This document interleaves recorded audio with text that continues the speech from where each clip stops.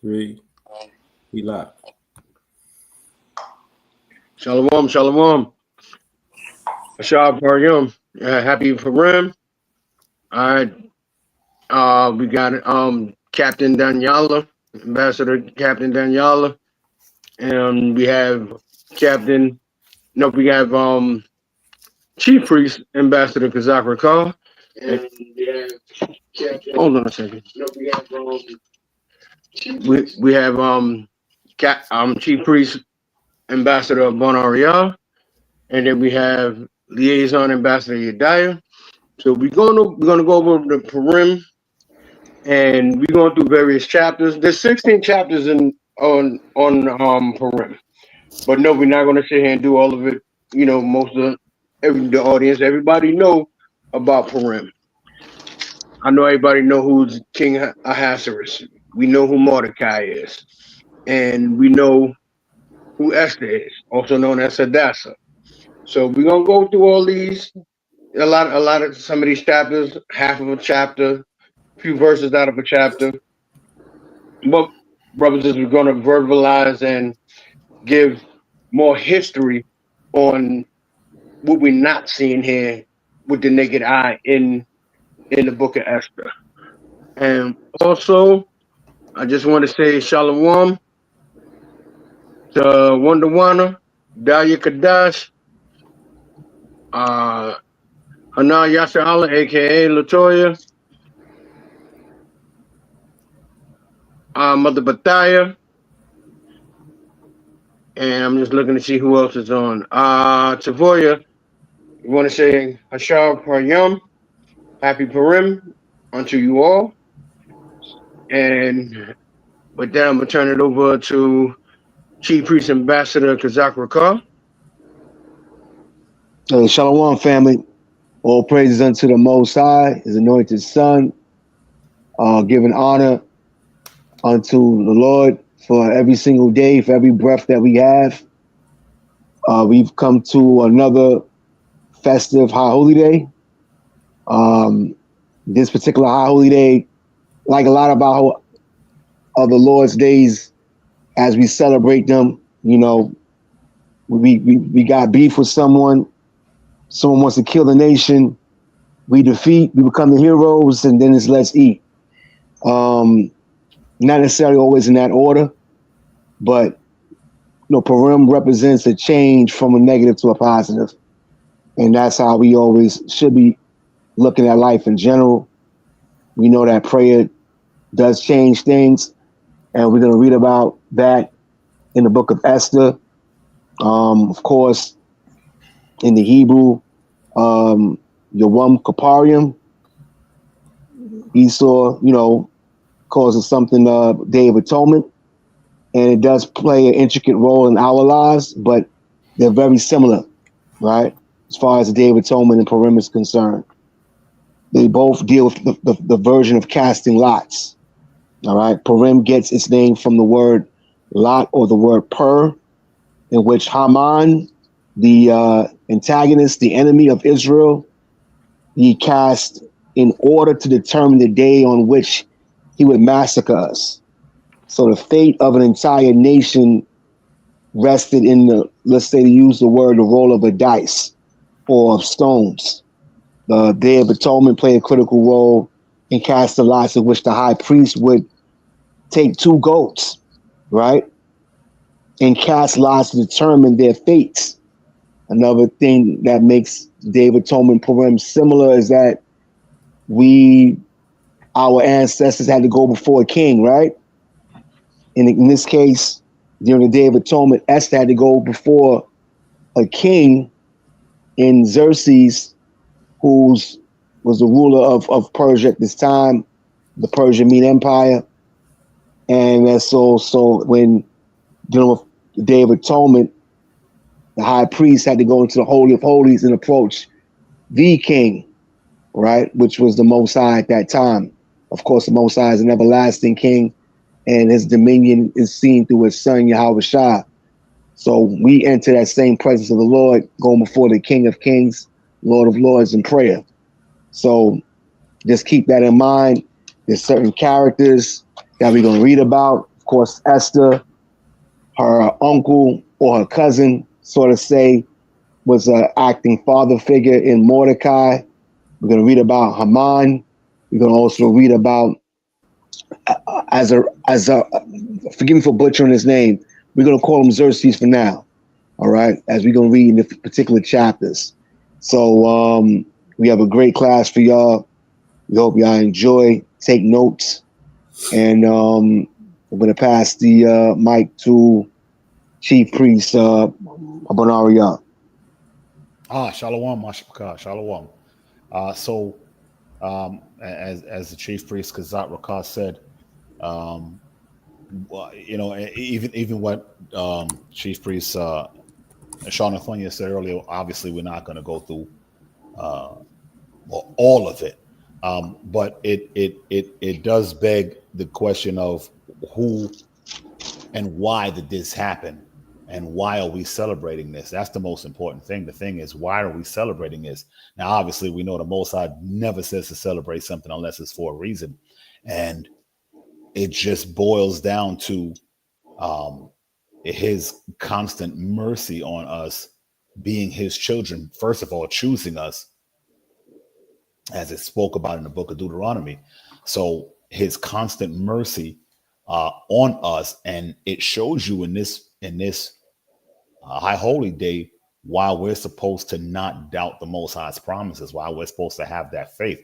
Not saying that we won't from time to time, but we got to shed that old and kill that old man every day. And so what we're going to go through is we're going to go through obviously why Purim is what it is. We're going to go through why Haman, or Haman, however you pronounce him, he's still a jerk off, why he was who he was. And we're even going to touch on a little bit of why he did what he did and how that ties into ancient history. So with that, I'm going to pass it over to Liaison Yediah so he can open us up and we can just get right to it. To all the congregation, everybody in Israel, I pray, and Most High may bless y'all and everything that you do, you put your hands on. We're going to see how Purim it was a time of darkness with the Most High, with one of our greatest daughters and one of our men that helped out to ensure that certain things happened. And for understanding, Mordecai, if you look at his name, it means warrior. So warrior is not always somebody that has a sword that goes and carves people out or to, slay people. Sometimes it's just a question of staying diligent in what you're doing and helping out your brothers and sisters and what they do for the Most High. Right? So let's begin.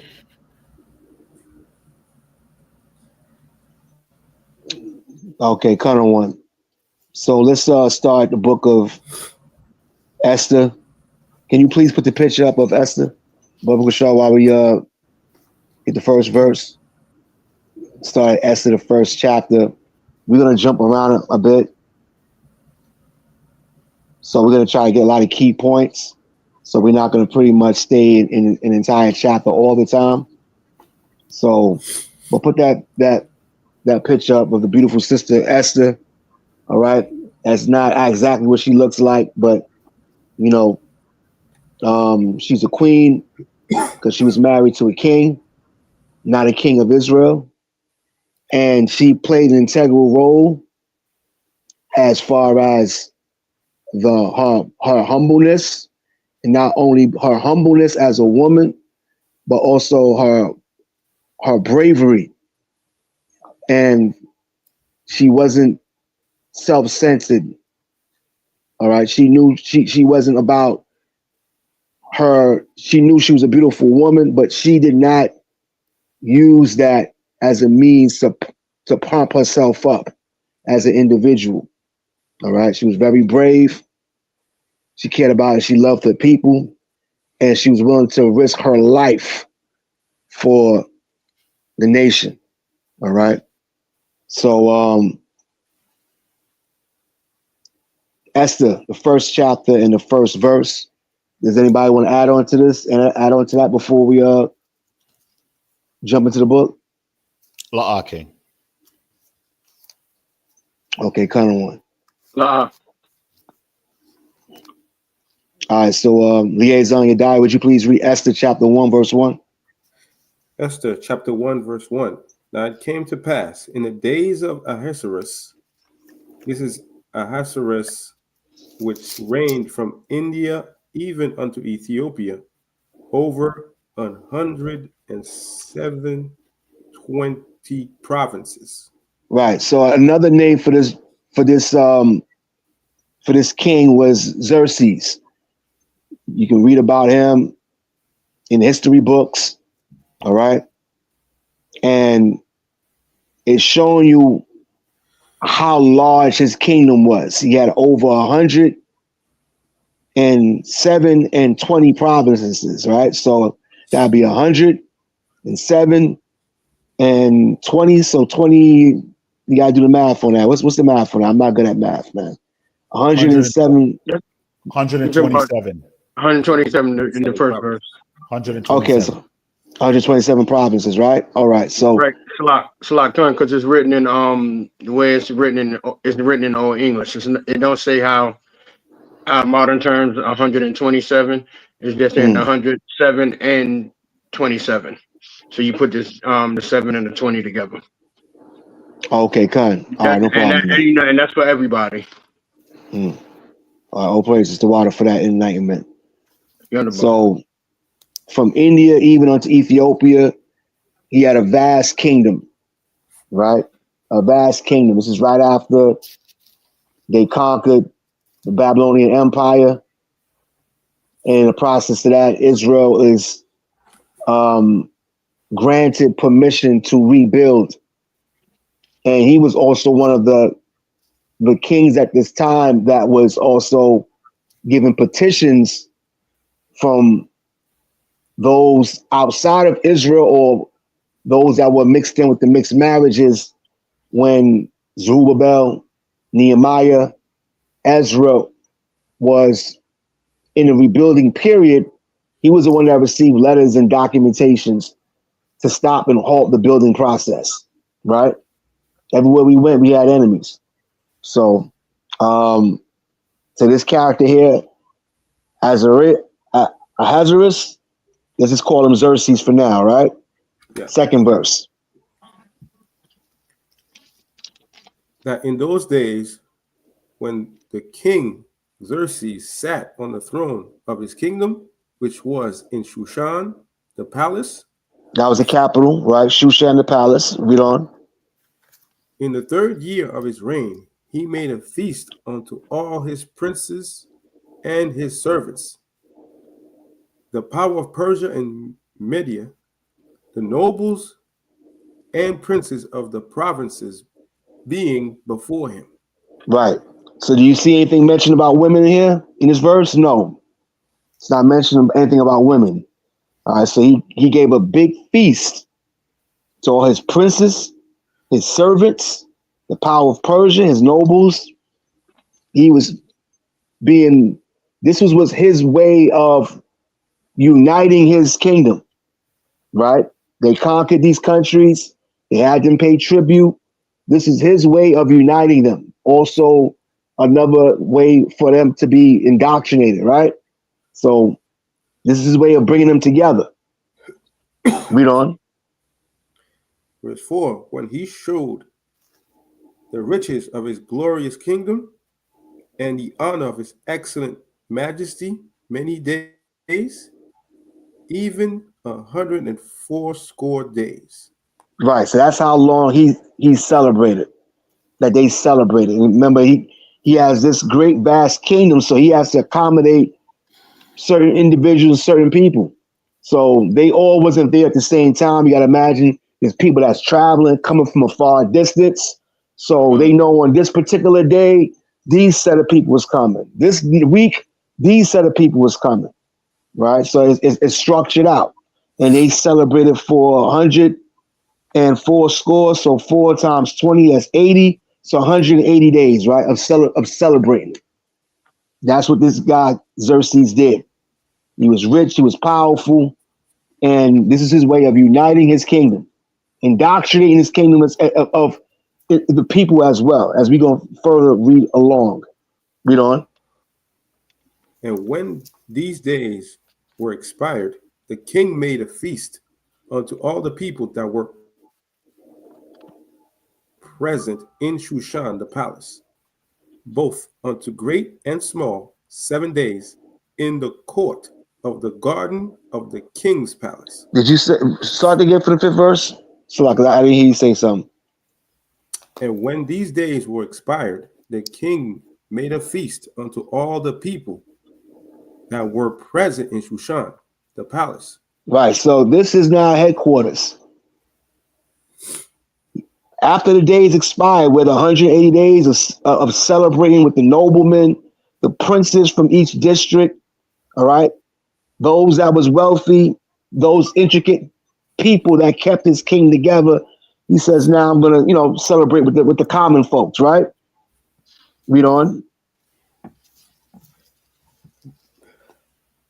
Both unto great and small, 7 days, in the court of the garden of the king's palace. Right. So for 7 days, he partied with the people that was in his particular area of the palace, in his jurisdiction. So you can imagine what kind of party it was. It was lavish. You know what I'm saying? They had the best drinks, the best food. Unfortunately, he's only doing with them for 7 days, as opposed to the 180 days as the other dignitaries. Right? Does anybody want to add on to that? La. All right. Okay. All praises. Read on. Verse 6, where were white, green, and blue hangings, fastened with cord of fine linen, and purple to silver rings, and pillars of marble. The beds were of gold and silver, upon a pavement of red, and blue, and white, and black marble. So did they really have beds? Were they actually sitting on beds? You know what I'm saying? And actually, when I looked it up, there's actually benches. So they had benches. I thought it was beds too. I was like, what kind of party are you having? You know what I'm saying? But it's actually benches. All right. So it was decorated with fine linen, purple, of course, silver, so forth and so on. All right, read on. And they gave them drink in vessels of gold, Mm. the vessels being diverse one from another, and royal wine in abundance, according to the state of the king. Right. So according to the state of the king, it was wine in abundance, but it was certain. The king had rules about consumption and so forth and so on. Right. So according to the rules of the king, he made a decree, about as far as the libations were concerned. Read on. Verse 8, and the drinking was according to the law. According to Persian and Mede law. Right? Read on. None did compel. For so the king had appointed to all the officers of his house that they should do according to every man's pleasure. Right. So drink in abundance. All right. Drink in abundance. Have a good time. All right. Don't act a fool. Right. Don't act a fool. But someone's gonna act a fool in a certain sense, and it wasn't the people. We're gonna read further on and find out. Read on. Also, Vashti the queen made a feast for the women in the royal house, which belonged to King Xerxes. Right. So we see the difference now. In the 3rd verse, You read about the dignitaries; these were all men, right? Now we read in the ninth verse that the queen Vashti, she made a feast for the women. The women was hanging out, having a party. Of course, they probably talking, you know what I'm saying, talking about their husbands and so forth and so on, laughing, giggling. They getting saucy, they having a great time, right? Okay. Read on. Verse 10, on the seventh day, when the heart of the king was merry with wine, he commanded Mehuman, Biztha, Harbana, Bigtha, and Abagatha, Zethar, and Carcass, the 7 chamberlains that served in the presence of Xerxes the king, to bring Right. Vashti the queen before the king with the crown royal, Well, to so they show said to bring Vashti the queen, right?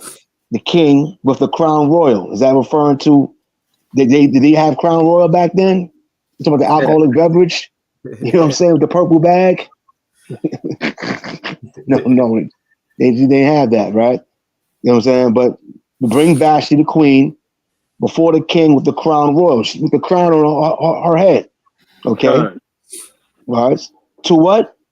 to show the people and the princes her beauty, for she was fair to look on. Right. So now this is what the king wanted to do, right? He sauced up. He sauced up. He had his drinks, his libations. He partying. Now he wants to show off. All right. His pompous nature, his vainglorying. He wants to show off his wife, beauty, before the people. All right. Request, king's request, right? But unfortunately, it goes sideways. It doesn't go the way that he thought was going to be planned. Read on. Verse 12, but the queen Vashti refused to come at the king's commandment by his chamberlain. Therefore was the king very wroth, and his anger burned in him. Now, maybe he would have acted differently if he was sober. All right, but this particular move was done before other people. He had a beautiful wife, a beautiful queen at the time, bringing her before other men to look at her, possibly lust, because you know they all drinking, having a great time, right? But she was drinking too with her female friends, associates, and she refused. She did that request. All right. Read on. Then the king said to the wise men, which knew the times, for so was the king's manner towards all that knew law and judgment. Drop down to the 15th verse. Verse 15, what shall we do unto the queen Vashti according to law? Because she hath not performed the commandment of the king Xerxes by the chamberlains. Right. So Persian Mede law, it was requested, demanded that she be present by the request of the king, but she broke their rule. Now, this rule that they had was going to affect the livelihood of all the men, right? Because remember, she did this in the presence of other men's wives and dignitaries' wives and noblemen's wives. So they thinking on that level. Oh, she's gonna set a bad example. We ain't gonna have no peace at home, right? The king gotta do something. He gotta do something. If not, it's gonna be problems, right? Read on. Verse 16, and Memucan answered before the king and the princes, Vashti the queen hath not done wrong to the king only, but also to all the princes and to all the people that are in all the provinces of the Right, king Xerxes. right. So it was an offense that could not be, it couldn't be forgiven. They could not just say, all right, let bygones be bygones. Drop to the 17th verse. Go to 17th verse. Hey, Shalak, Kazak, can I say something on that? Current one. As you can see, it was going to be a trickle down effect on all the men, the Mm, princes, the regular common man. It was looked at as like, yo, everybody wife is going to be acting up. Because when you read the verse 13, the seven chamberlains was like, yo, you got to do something. It mentioned all of them, and then it read about the princes. right. So now, and so you're about to have 127 prophets of women wilding out on their husbands. Current. Current one. Current. Yeah, that's it. That's it. Mm. Anybody else got something to add to that? Captain Dan, Chief Priest of Bun. La the one. All right, okay, all praises. Um, read the 18th verse. Liaison, you died. Verse 18. Likewise, shall, shall the ladies of Persia and Media say this day unto all the king's princes which have heard of the deed of the queen, thus shall there arise too much contempt and wrath. Right. So whatever that wrath must have been, maybe these brothers, maybe the Persians had rules where they was, you know what I'm saying, they was executing their wives. I don't know. But the wrath, the husband gonna be very angry. Very angry. All right. So whose fault was it? That's my question to the audience. Was the king's fault or was it Vashti's fault? All right. Because remember, that's the king's rules. But then we are Israelites, so we don't follow their customs. Right? The Lord shows us and teaches us that, wine is a mocker. All right. The Lord also teaches us about how we deal with women, sort of say. All right. You ain't got to get the scripture. I'll just call it out. Ecclesiasticus in the Apocrypha, chapter 9, verse 8. Turn away not eye from a beautiful woman and look not upon another's beauty.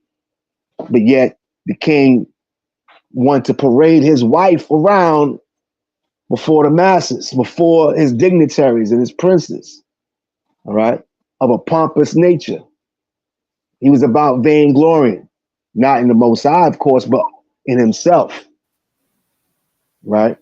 That's the opposite of how David conducted himself or how Solomon and all the other wise and righteous kings of Israel would conduct themselves before the people, right? Give me Proverbs 28 and verse 6 out of one in the scriptures.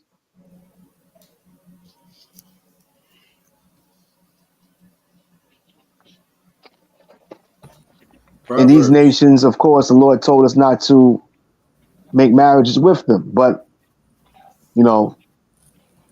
in situations like this, we're not in power, right? Proverbs 28 and verse 6.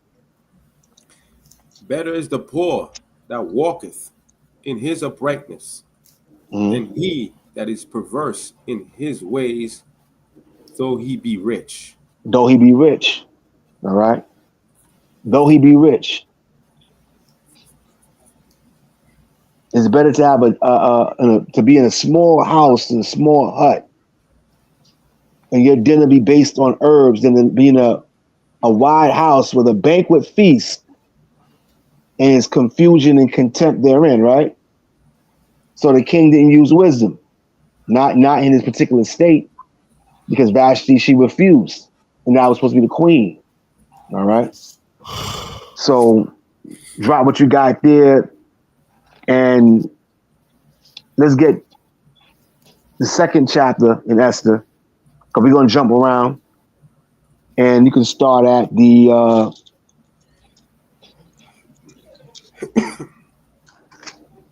fifth verse.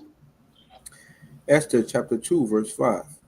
Now in Shushan, the Pause palace. for a second. Before you go there, go to one. Just go to verse one. That's the two in verse one, and put the beauty pageant picture up out of one. All right, because now Vashti is divorced. She's divorced. He divorced her, or he put her away. Removed the crown from off her head.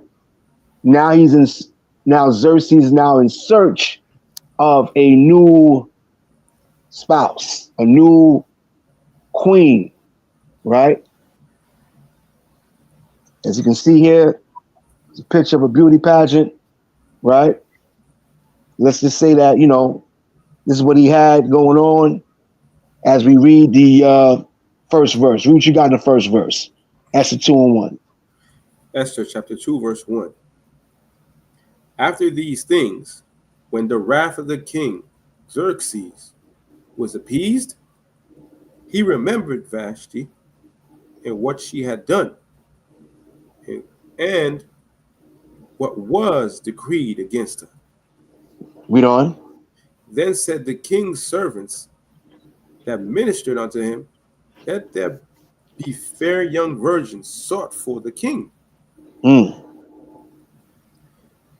And let the king appoint officers in all the provinces of his kingdom, that they may gather together all the fair young virgins unto Shushan the palace, to the house of the women, unto the custody of Haggai, the king's chamberlain, keeper of the women, and let their things for purification be given them. Right. So now he's gonna have his chamberlains, right? His servants to go seek out throughout all his providences a replacement for Vashti, for the old queen. And he's telling them, look, get the instruments of purification, because obviously these chamberlains were also eunuchs. They didn't have, you had eunuchs by choice and eunuchs by force. All right. So these eunuchs were eunuchs that either was born a certain way, or they, because of their job and their role, they certain body parts malfunction. I'm trying to keep it rated PG, if you get what I'm saying. All right. So try to keep it rated PG. So now here comes the beauty contest, right? All the women throughout all the providences. That's one picture. What's the other picture of the female? It's another picture. You see it? 1 second.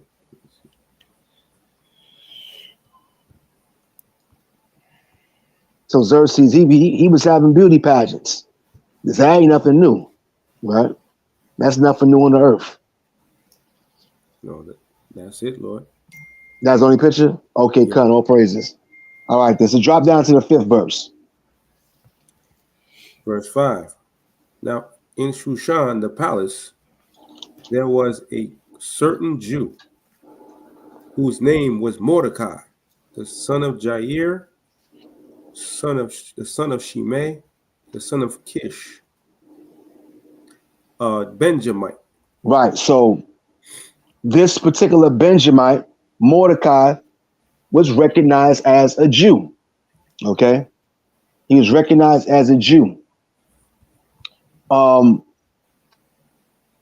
We know that, of course, the tribe of Judah, that's where the word Jew comes from.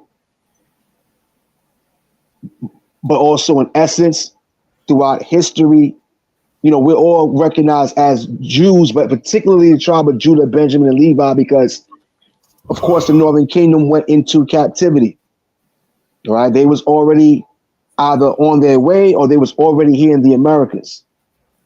So when the Persians and Medes came into power, when the Greeks came into power in Jerusalem and had Jerusalem as a province, the mass majority of the people that were there, or the tribes that was there, was Judah, Benjamin, and half the tribe of Levi. The other half of the tribe of Levi was over here in the Americas, or came over here to the Americas with the Northern Kingdom. All right. So that's why it's mentioning Mordecai as being a Jew. Okay.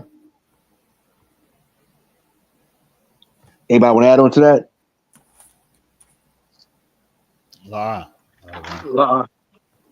Okay. All praise. All right. Continue reading another one. Let me see. Verse 6. Who had been carried away from Jerusalem with the captivity which had been carried away with Jeconiah, king of Judah, whom Nebuchadnezzar, king of Babylon, had carried away. Right. So it's giving you the backstory about what transpired, how Mordecai ended up in this situation, or ended up in the presence of the king. It's going back to when the Babylonians had conquered Jerusalem, had conquered Israel. And that took place around the year 533 BC. All right. Around 533 BC. It was 2 caravan trips or deportations at that time. All right. Daniel went in one. The prophet Daniel went in one, and the prophet Ezekiel went in another one. And Mordecai was a part of that deportation. Which one, I don't know. I got to do some more research on that. So read on to the next verse, 7th verse. And he brought up Hadassah. He brought up who? Hadassah. All right. Who's Hadassah? Read on. That is Esther. Esther is a Greek name for Hadassah. Hadassah was a Hebrew name, right? That was a Hebrew name. But here's Esther. She's being referred to as Esther under this particular time period. Read on. His uncle's daughter. For she had neither father nor mother. And the maid was fair and beautiful, whom Mordecai, when her father and mother were dead, took for his own daughter. Right. So Esther, his uncle's daughter. So if Esther's father was Mordecai's uncle, what did that make Mordecai?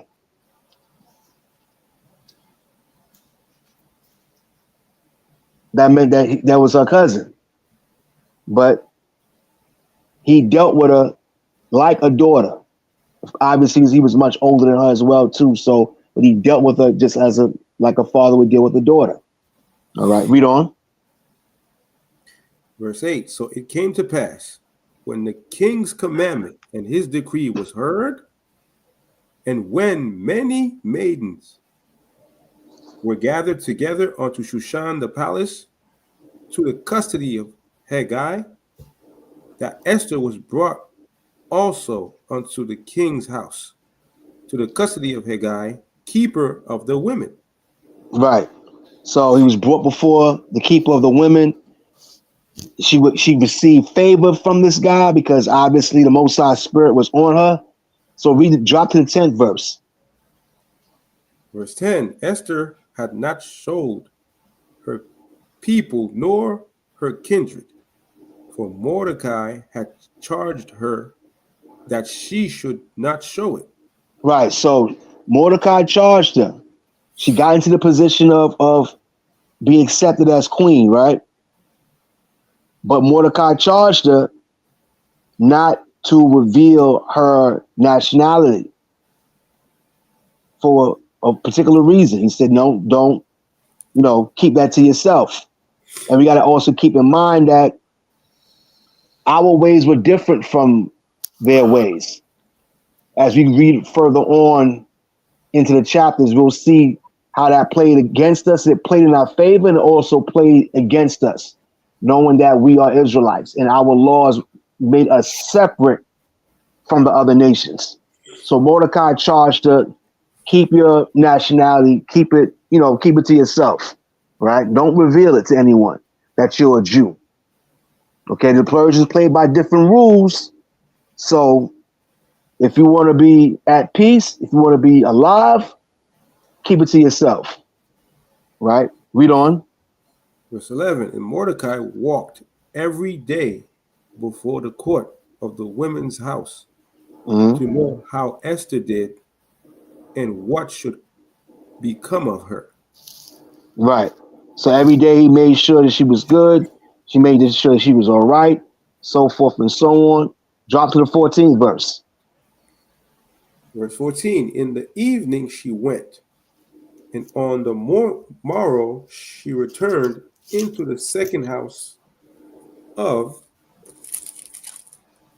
women to the custody of, I don't want to massacre this, Shagaz, Shah, okay, Khan. Shagaz, the king's chamberlain, which kept the concubines. She came in unto the king no more, except the king delighted in her, and that she were called by name. Right. So now we see the rules that the Persians had. Right. She couldn't just come to the presence of the king and just talk with her husband. All right.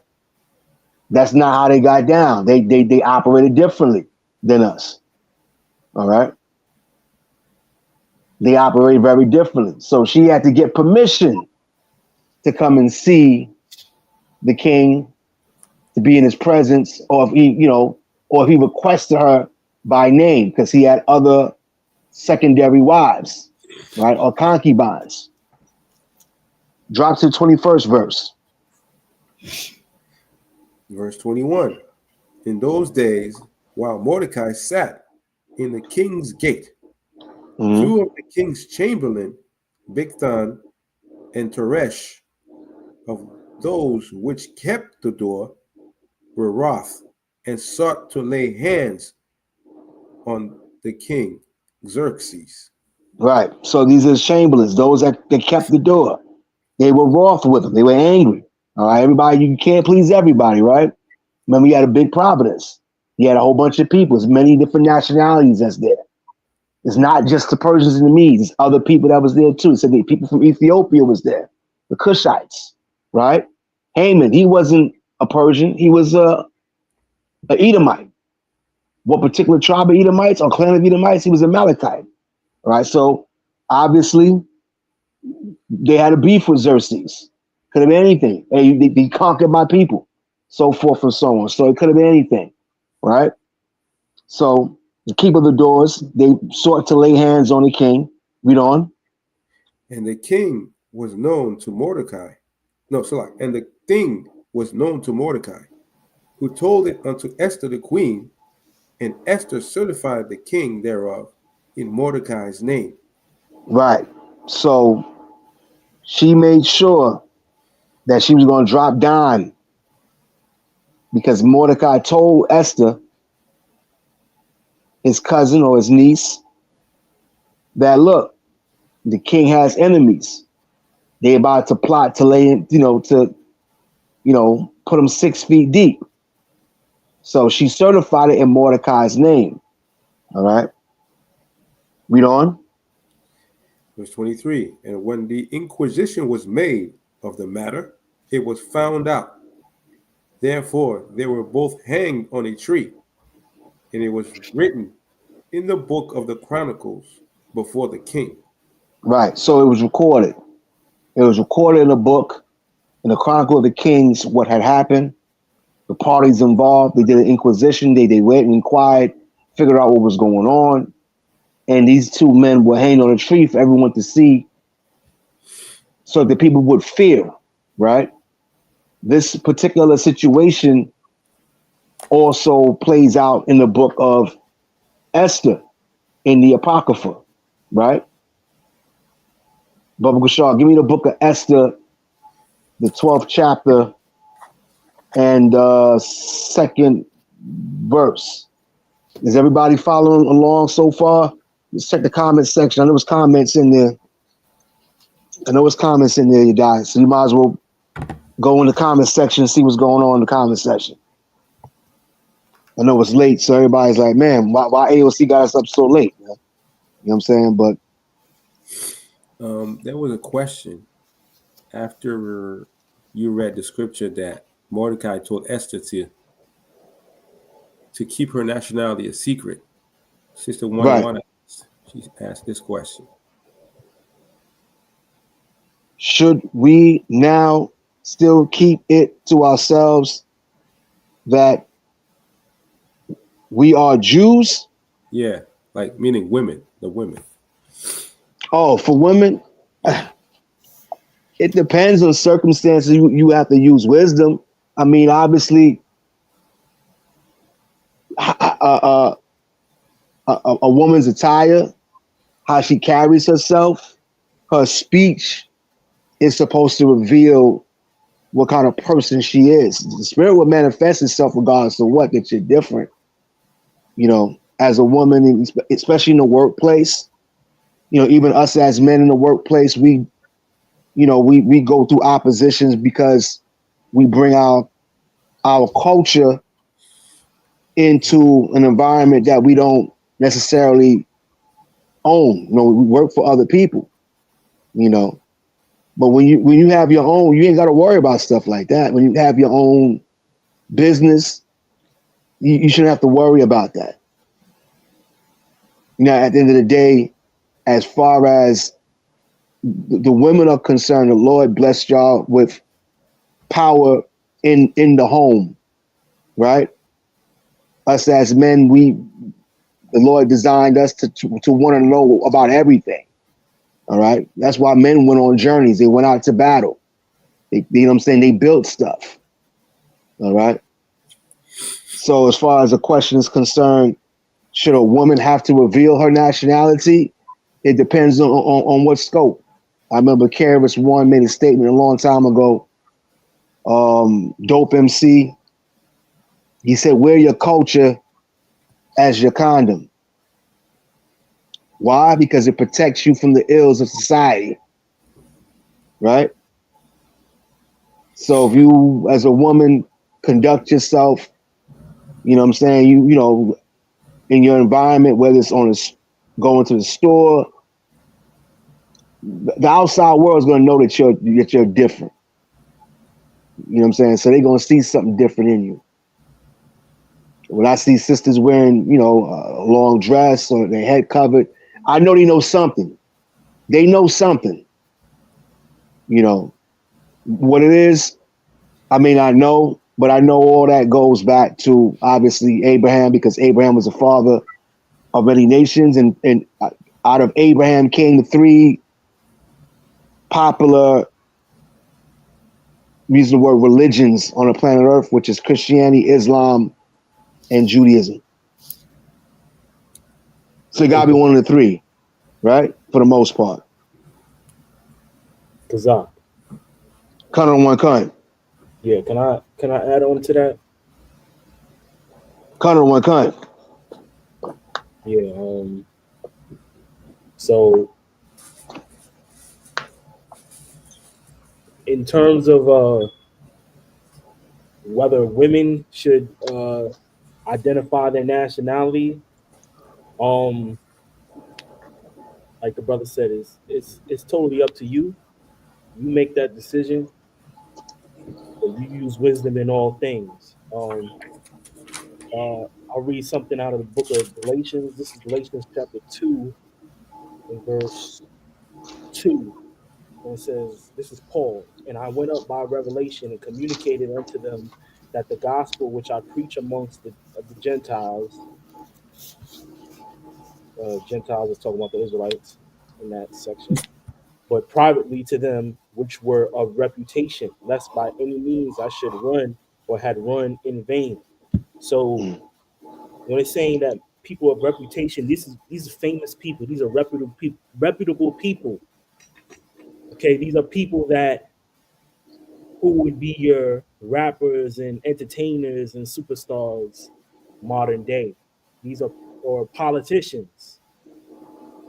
These are people that got prestigious titles in the world that because of the stigma of being an Israelite or Black Hebrew Israelite comes with a lot of backlash. That's why we see a lot of our people, you know, they waking up and they coming in the truth, but there's nobody that's really jumping out the window when they saying this. You see what happened to Nick Cannon. You see what happened to Kyrie Irving. You see what happened to Kanye West. So, you know, Paul was teaching those people of reputation, meaning like they was following, they was practicing, but they wasn't going out there saying, "Hey, I'm an Israelite. I'm a follower of Christ. Um, this is what I practice. This is what I believe in." Because of the persecution, um, scriptures talk about many members of the body. You got us that go out there on the front lines, and you know, we put it all on the line, risk it all. But then you got brothers. We got brothers in the school that play their position in the background. That you might not see them on the forefront, but they putting in their brick. They doing what they got to do. Those are the people that you want. You want people in certain positions to be able to make things happen for you, because you're gonna need lawyers, you're gonna need doctors, you're gonna need politicians, Situation. you're gonna need councilmen, you're gonna need somebody to make something happen for you in a tight situation. So, in terms of revealing your spirituality and your nationality, that's a personal decision. That's something that you got to use discernment on. Because I'll read into this fourth verse, and it says, "And that because of false brethren unawares brought in, who came in privily to spy out our liberty, which we have in Christ Jesus, that they might bring us into bondage." So that's why you got to use discernment, because scriptures talk about people that crept in unawares. You might have people around you that their intentions is not your intentions, that they're not trying to serve the Lord in truth and righteousness. Is that scripture that it talks about many people, you know, they preach Christ for contention and other various other reasons. So there's people that's honestly being straightforward in this walk that are here not necessarily to wake up the sheep. There are people here, unfortunately, that are here to scatter the sheep, if we're going to be frank. And they claim to be Israel. And they do classes. And they go to camp. That's just what it is. So that's just discernment right there. You got to use the wisdom. Know that if you're doing that, of course, you're putting yourself at risk. But then scriptures in Matthew talk about, you know, blessed are they are persecuted for my name's sake. So take that as you will. That's it, Lord. The water. Cut. You're on the bar. That's a beautiful thing you brought out because yeah, you know, we do have brothers and sisters that's in high prestigious positions in this life that do come into the zone and come into the truth. So they would have to use wisdom, definitely. Especially if, you know what I mean, if they're aiding and furthering the truth through other means, you know what I'm saying?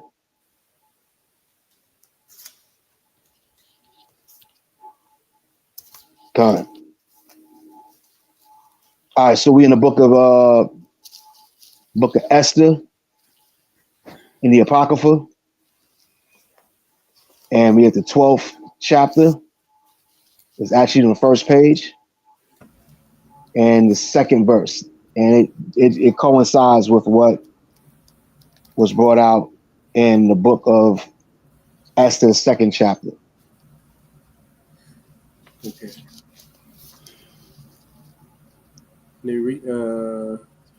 This is the rest of the books of the. This is the rest of the chapters of the book of Esther, correct? Cut on one kind. Chapter 12, verse 2. And he heard their devices and searched out their purpose and learned that they were about to lay hands upon Artaxerxes, or Xerxes, the king. Mm. And so he certified the king of them. Right. So he did his due diligence, which is Mordecai. He did his research. He didn't just falsely accuse, but he searched it out, and then he informed the king. Right. Third verse. Then the king examined the two eunuchs, and after that they had confessed it, they were strangled. Mm. Time. So they did some sort of maybe threaten his family. You know what I'm saying? Who knows? But they got to the bottom of it and they confessed, hoping that they probably were going to receive some sort of leniency. But unfortunately, they did not. Fourth verse. And the king made a record of these things, and Marcadoxus also wrote thereof. Which is Mordecai. Read. So the king commanded Mordecai to serve in the court, and for this he rewarded him. So he got rewarded with a great position within the palace in the court area. So he was obviously a part of the government, maybe an administrator. You know what I'm saying? So he was rewarded a prestigious job for what he did in searching out and defending the honor of Xerxes. Sixth verse. Howbeit, Haman, the son of Amathus, Amadetus, the Agagite, Right. who was in great honor with the king, sought to molest Mordecai and his people because of the two eunuchs of the king. Right. So now we see the introduction of Haman, the Amalekite or the Edomite, right? Who was actually supposed to be second in command under Xerxes.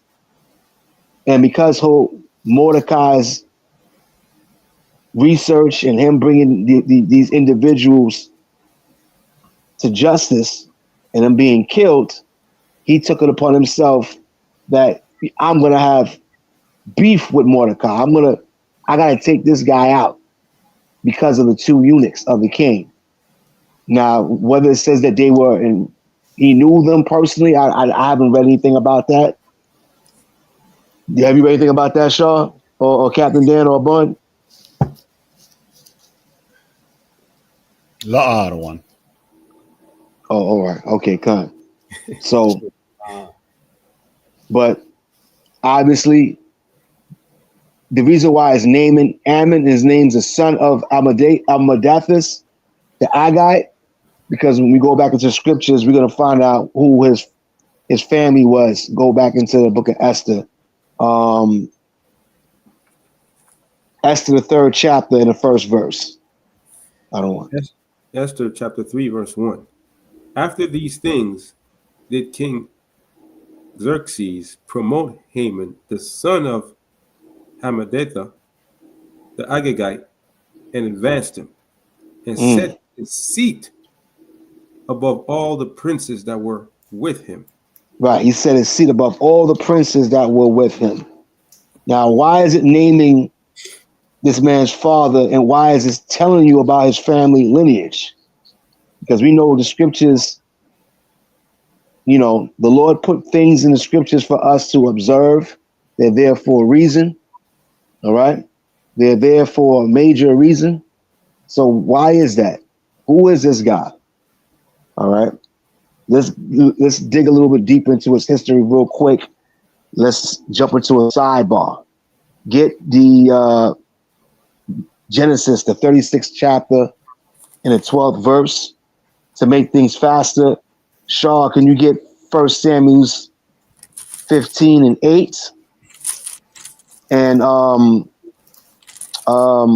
either a Bun or Captain Dan, Exodus 17:16. So I we get got an it already. idea of who this person is. All right. So read what you got first. Whoever got Genesis 36:12. Genesis chapter 36, verse 12. And Timnah was a concubine to Eliphaz, Esau's son. Right. So she's a concubine to Eliphaz, which is Esau's son. Read on. And she bare to Eliphaz Amalek. And she bare to Eliphaz Amalek. Right. So who was Amalek? Who the hell is Amalek? Who are these people? All right. I know we read about them somewhere. Who has Exodus 16? I have it. All right, this is the book of Exodus, chapter 17, verse 16. For he said, because the Lord hath sworn that the Lord will have war with Amalek from generation to generation. Whoa. Start from the 14 verse, if you don't mind, Baba Kushar. The book of Exodus, chapter 17, verse 14. And the Lord said unto Moses, write this for a memorial in a book, and rehearse it in the ears of Joshua, for I will utterly put out the remembrance of Amalek from under heaven. The Lord said he's going to put out the remembrance of this particular clan or family lineage of Edomites. I mean, all Edomites is going to be destroyed by the sword, but the Lord got a perpetual beef, all right, with this particular family of Edomites, right? He says, writing a book as a memorial. So it's in the law that Amalek is supposed to be gone. The Lord got beef with these people, right? Read on. And Moses built an altar and called the name of it Jehovah Nissi. For he said, because the Lord has sworn that the Lord will have war with Amalek from generation to generation. Right. So the altar was built in remembrance of that. Then the Lord was going to have beef with these Amalekites from generation to generation. There's something. Why the Lord said they're going to have beef with Amalek? What did they do that was so wrong?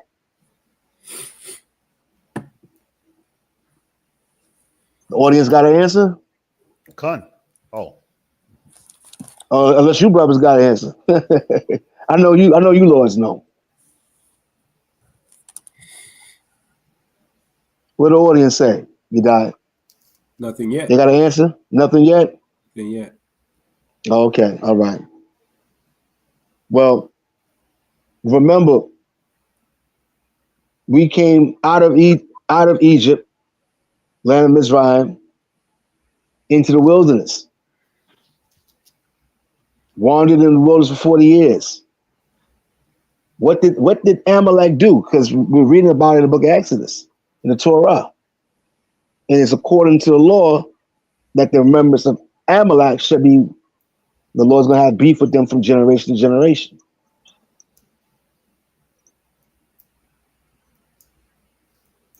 Remember, Amalek attacked us while we was in the wilderness, right? They attacked us, but how they attacked us is what was egregious, because we didn't provoke them. We didn't have no beef with them. They just came out and attacked us, and they attacked the weakest of us, which was the women, the children, the elderly, the fragile. They went in there and just out of nowhere from behind and attacked us. They didn't face us face to face. They didn't say what their beef was. They just attacked us. Right? And they killed a lot of us, a lot of our people, of our ancestors. And that made the Most High wroth and angry behind that. All right? So we have had problems beyond problems, even to this day, who Amalek is and what he represents. I don't want to put the picture of the Khazars up. You can take that picture down with the sister in the beauty pageant. Put the picture, the Khazar picture up, if you don't mind.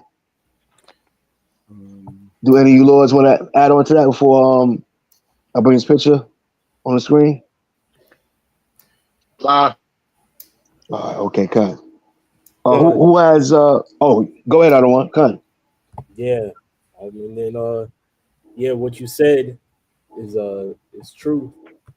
Is it's funny how that happened, and then when you go into the book of Samuel, 1 Samuel 15, when Most High told Saul to kill Amalek. Right. That's why they I'm holding that right now. Yeah, me too. Yeah, so it's funny how that manifested, because now they claim all this anti-Semitism, and they got the ADL and the JDL, and you can't even say nothing. Like they reclassified the term anti-Semitic. Like even if you say something in like a roundabout way that don't coincide with what they want to hear, then you're anti-Semitic. So yeah, that's just the curses that we're going through for not destroying Amalek. Okay, Khan. I thought I had a picture set up for you. Sure, is that a black and white picture? I don't want. It says Khazar. Nothing. No. No. Okay, so maybe I didn't have enough room to send it. Then but read what you got in 1 Samuel 15 and 8. Oh, Salak, Kazak, Salak. Cut on. Add one thing. For anybody that don't know who Amalek is the so-called white Jew that's parading around as the Jews. So they was back all the way back here in Genesis in the beginning. Not too long, not too many years after the creation. Right. Cut on one cut. And Amalek, he represents something also spiritual in nature, right? Because we didn't do anything to them. They just came out and attacked us. But the Lord said he would have war against them from generation to generation. And it was a time period where then the Lord gave us a king, and that king was in Saul. And unfortunately, Saul wasn't obedient to the Most High's declaration in his word. And of course, that led to a tremendous amount of backlash, calamity that befalled us because Saul, as king, did not obey the Lord. 1 Samuel 15 and 8. Okay, come. Oh, I have verse 3 going down. Okay, come. Okay, so read the other one. If you read it. Go ahead, read it. Okay, come. 1 Samuel chapter 15, verse 3. Now go and smite Amalek and utterly destroy all they have, and spare them not. So the Most I was telling them to destroy everything, animals, everything, but slay both man and woman, infant, suckling, ox and sheep, camel and ass. And Saul gathered the people together, numbered the Telami, and numbered them in Telami, 200,000 footmen, 10,000 men of Judah. And Saul came to the city of Amalek and laid waste in the valley. And Saul said unto the Kenites, go, depart, get you down from among the Amalekites, lest I destroy you with them. For ye shewed kindness unto all the children of Israel.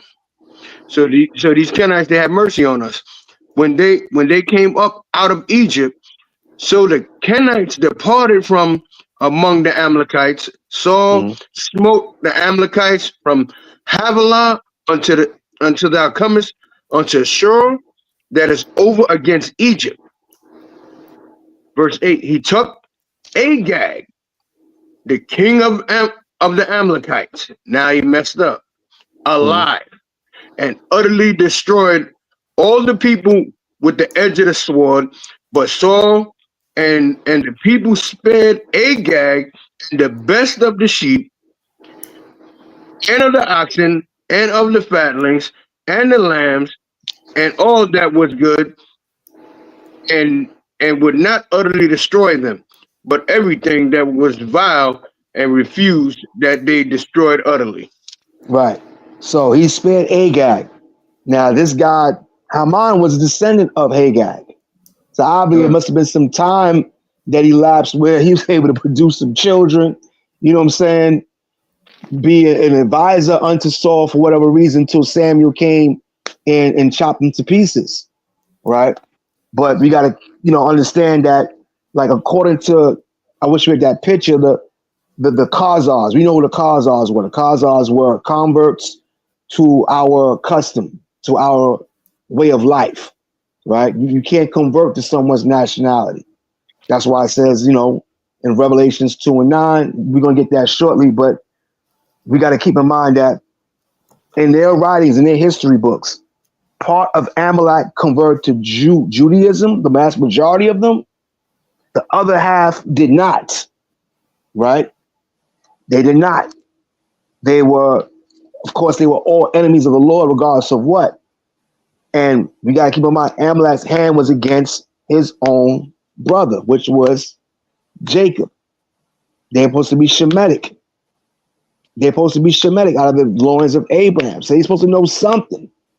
But they took it upon themselves to come and attack us, right? Amalek is so wicked that he even fights, he'll even destroy his own people to get what he wants. Proof of that, the Holocaust, because why? Adolf Hitler was an Amalekite. You know what I'm saying? right. He was an Amalekite.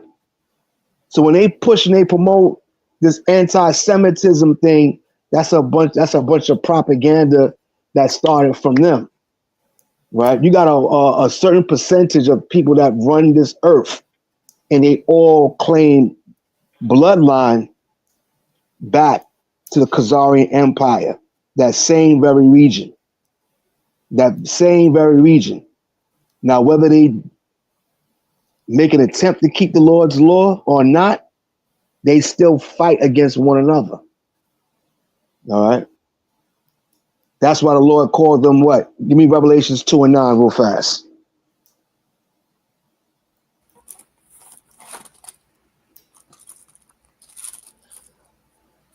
Revelations chapter 2, verse 9. Right. I know thy works in tribulation Right. and poverty, but thou art rich. Right. The Lord knows we're going through hell on earth. All right. All the conditions that we're facing as a people, but the Lord said we are rich.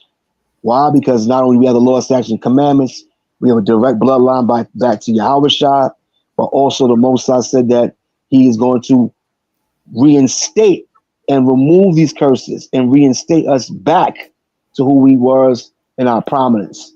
And we're doing that right now to this day, right? Read on. And I know the blasphemy of them which say they are Jews That say they are Jews. He knows the blasphemy of these particular races of people that say they are Jews. and are not, but are the synagogue of Satan. Amalek is one of those families of Edomites that they are so closely associated. They talk and they deal with Satan one-on-one, especially the ones that they consider themselves the 1%, those particular bloodlines that's connected to the presidency, connected to the Vatican, those individuals that have rulership all over the world's resources. All right. It ain't Jake. It's not us.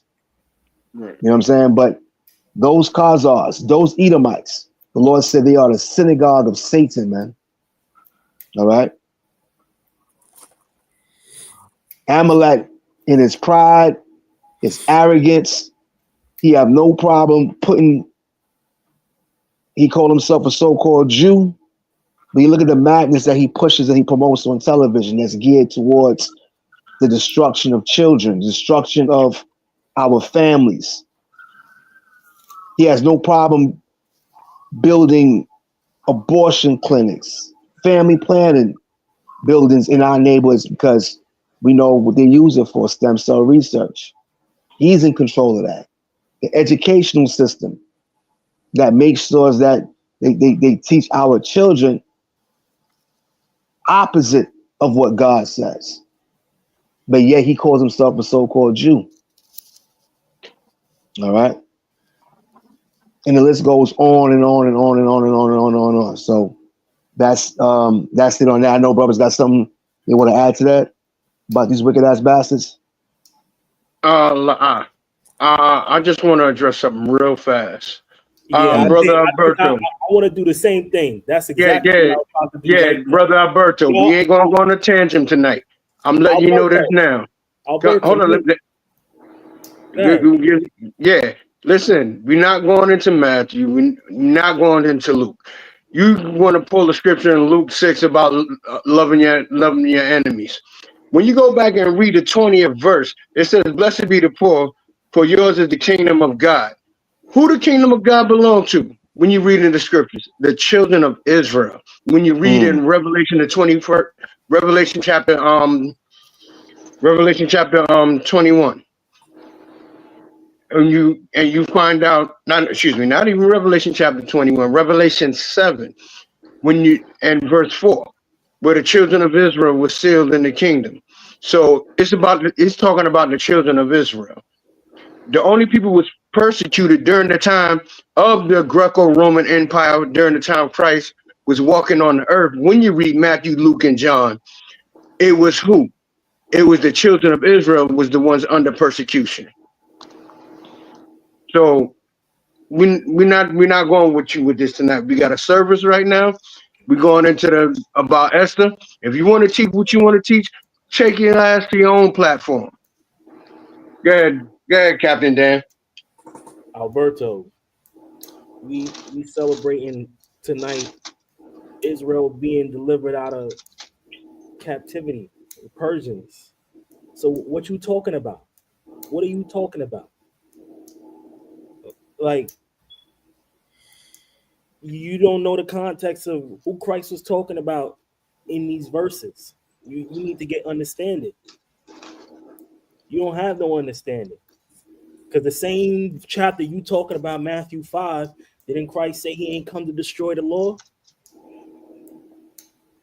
Did he say that? Yes or no?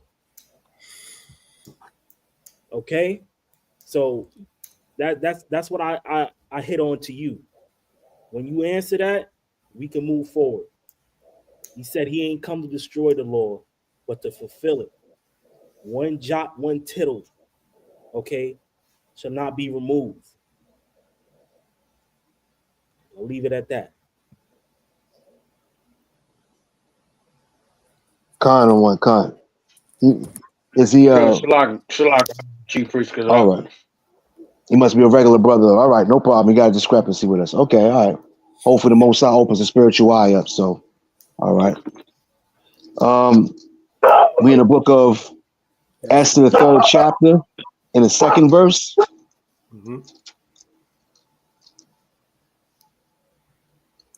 And all the king's servants that were in the king's gate bowed and reverenced Haman. For the king had so commanded concerning him. But Mordecai bowed not, nor did he him reverence. Right. See? They had their rules, and we got our commandments. So Mordecai, he's not going to bow down to no man. He didn't want to give this guy no reverence. Right? Because he knew what kind of person he was in the first place. Haman was an Amalekite. He was an enemy of the Lord. His family was an enemy of the Most High. His lineage is an enemy of the Most High. His nation is an enemy of the Lord. Right? But we'll start 3rd verse. Esther chapter 3, verse 3. Then the king's servants, which were in the king's gate, said unto Mordecai, why transgressest thou the king's commandment? He's like, yo, man, why you breaking the king's commandments, man? You know what I'm saying? You know, we bow down to Haman. We gotta give him reverence. We gotta give him honor. Why you don't ever do that? They asking questions. They concerned, right? Read on. Now it came to pass, when they spake daily unto him, and he hearkened not unto them, that they told Haman to see whether Mordecai's matter would stand, for he had told them that he was a Jew. So this happened on a daily basis. Mordecai, yo, what's up, man? How come you ain't got to bow? We bound all the time. It got to the point now, you're like, man, we don't want to bow to this guy no more. You know what I'm saying? But how come you get to exercise that authority? So Mordecai told him, you know, I'm a Jew, right? So they said, okay. They dropped dime on Mordecai, right? They were snitches, right? We know what happens in the street. Snitches get stitches. But anyway, read the 5th verse. And when Haman saw that Mordecai bowed not, nor did him reverence, then was Haman full of wrath. Right, full of wrath. He was already mad at Mordecai for, you know, for just due diligence, bringing justice, protecting King Xerxes. He was already mad behind that. Now this guy, he don't want to give him reverence. So, you know, he's looking at Mordecai in the most evil, disgusting manner to do harm to him. Right? Read on. And he thought scorn to lay hands on Mordecai alone, for they had showed him the people of Mordecai, wherefore Haman sought to destroy all the Jews that were throughout the whole kingdom of Xerxes, even the people of Mordecai. So instead of his beef being with Mordecai, Haman, because of who his ancestors were and understanding what role they played in their captivity under Saul and David's time, right? Because David did have Amalekites as well that he conquered and they paid tribute. Some had fled, right? So he understands this. So he took it upon himself to not only want to wipe out Mordecai, but to wipe out our whole entire nation. Our whole entire nation. A genocide, extermination, right? So the question is, when is it going to happen? How is it going to happen? 7th verse. Verse 7. In the first month, that is, the month of Nisan, in the 12th year of King Xerxes, they cast... So some time has went by. Just to give a synopsis. Time has went by. The first month, that is the month of Nisan. That's what's called the month of Nisan, right? In the Babylonian tongue, the name of the first month is called the month of Nisan. In the 12th year of King Xerxes, in his 12th year of reign, right? So it took some time. Mordecai's trying to put not Mordecai, but Haman is plotting things out, right? He's strategic. Read on. They cast pur, that is the lot.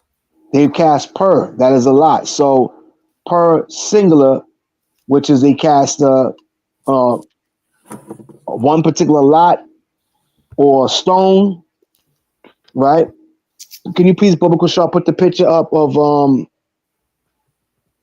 the lots, the stones, Yedaya? All right. While he's doing that, okay, Khan, Wad, appreciate that. So here are these stones, right? And they would put markings on them. So as they're casting lots, they're looking for a divine presence to give them some sort of inclination as to when to do certain things. So they, how you roll dice or whatever the case may be, and you got different numbers. The rolling of dice, that's always been a Shemitic thing. There's always been something that Israel did, all right, to determine certain aspects of daily living. In this case, he's trying to determine when will be the right time to execute his plan, right?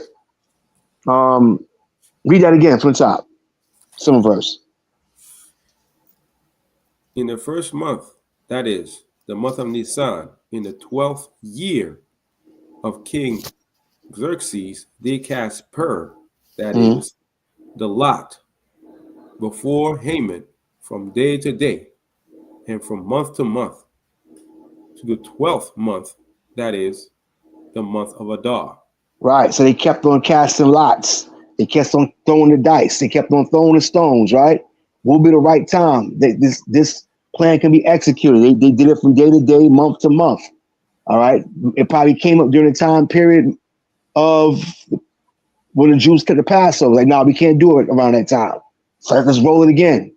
Oh no, we can't do it this time because the king got a special event going on. You know what I'm saying?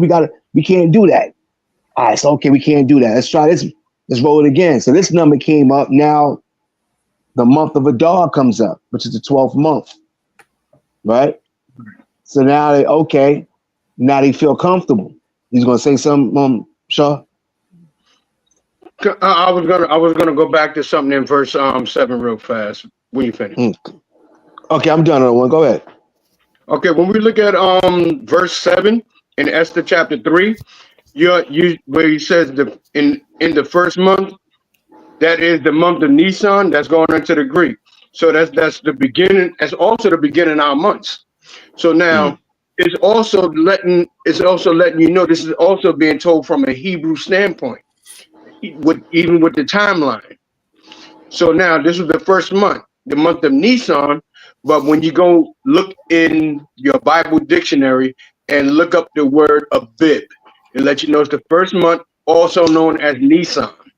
Now, at this time, right now, let's say today, present time, the first day of our month, which is the beginning of our physical year, will actually start sundown March 27th. Then you count the 14 days to the Passover, because the Passover is on the first month, the 14th day. So I just wanted to give everybody the timeline pretty much so you know where we at, what time of year. And it's also showing you that we have 12 months in a year. But our beginning of our month comes and went during the springtime when you read Exodus chapter 14 during the Exodus of the Passover. And we had the Passover meal. That's it, because Con on one con. The water for bringing that out. Yeah, I should have mentioned the word Adar as well. The water for giving me that lifeline. Okay, con. So it landed on the 12th month, which is the month of Adar, right? 8th verse out of 1. And Haman said unto King Xerxes, there is a certain people scattered abroad and dispersed among the people in all the provinces of thy kingdom. And their laws are diverse from all people. Neither keep they the king's laws. Therefore, it is not for the king's profit to suffer them. Right. So now he's laying out the plan. There's a certain people within your kingdom. All right. They have a diverse lifestyle because remember all that drinking and partying they was doing. Remember during Xerxes' reign in Shushan, a lot of that stuff was done to indoctrinate them. All right. Because now you're drinking. Your senses is now, you're not 100% there. You're not clear. But now here, they ain't just over there just having a good time. They're talking to them and they're indoctrinating the people based on Persian lifestyle, based on Persian culture, right? But Israel, on the other hand, they know we don't move like that. That's why Mordecai never bowed to Haman. He didn't do that. He wasn't going to do that. Right. See, kind of one.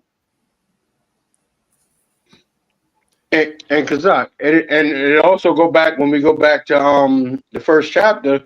Remember, it said they was partying and they was reveling for 180 days. Right. So Right. no Sabbath was being kept. We was Right. keeping the Sabbath. Con. So he Con. was able to. So Haman was able to like, all right, I know who these people are, and Mm. that's why Mordecai told Esther like, look, keep your nationality under wraps. So they were Right. speaking the language of them there in that land. They were speaking the Greek. They were speaking the Persian languages and stuff. Mm. No, that's it. Con on. Con on one con. Yeah. You know what I'm saying? So this is a time period now where he's gonna try to convince the king to like, go along with this because obviously he still remembers what happened with Vashti. You get what I'm saying? Remember Right. she did what she did. Like he don't want to have another problem. So you know what? Let me go along with this program. All right, let me hear what he has to say. So read the ninth verse. If it please the king, let it be written that they may be destroyed, Mm, and I will pay 10,000 talents of silver to the hands of those that have the charge of the business to bring it into the king's treasuries. right. And this is a good verse. It's very significant even to this day. Um, Baba Kushal, can someone give me Psalms 94, verse 20? 94th chapter, the 20th verse. All right. Because it said that if it please the king, let it be written that they may be destroyed. What written where? In their law, in their books, in their law books, right? That they would destroy us. And he had Haman, because of his situation being the top prince in all the land, he had the resources to make it happen, right? So what does Psalm 94 and 20 say? Psalms chapter 94, verse 20. Shall the throne of iniquity have fellowship with thee, which frameth mischief by a law? Which what? Frame of mischief by what? By a law, By a law. So the throne of iniquity have fellowship with thee, which frameth mischief by a law. And how does Esau to this day? How does he do when he wants to put in place laws and sanctions to keep not only the nation of Israel down, but to also keep humanity in the state of slavery? He passes laws, right? He passes laws for homosexuals. He passes laws if you do something to them. He passes laws where it's hate crime bills for other nations, but don't pass laws to protect us.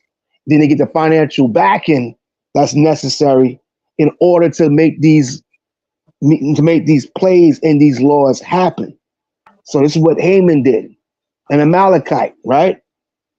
He asked the king, put this law into effect. He brought the treasury to be brought forth for the king, and he made it happen through resources and through the writing of the pen. That's why I say the pen is more mighty than the sword, because once it's on the records, that's it. Unless the whole government is uprooted and a new administration comes in, right? There's a record in the law that says that we're 3/5 of a human being. That's in the books, right? We're sovereign in the eyes of the Most High, but we still got to get permission from our enemies to leave the country. Why? Because it's on the books. It was forbidden for us to read. These were things that they did to us in slavery, right? So it was a way to oppress us. That's what I want to bring out on that. And that's you can drop down to the 13th verse. Actually, 12th verse. Read the 12th verse.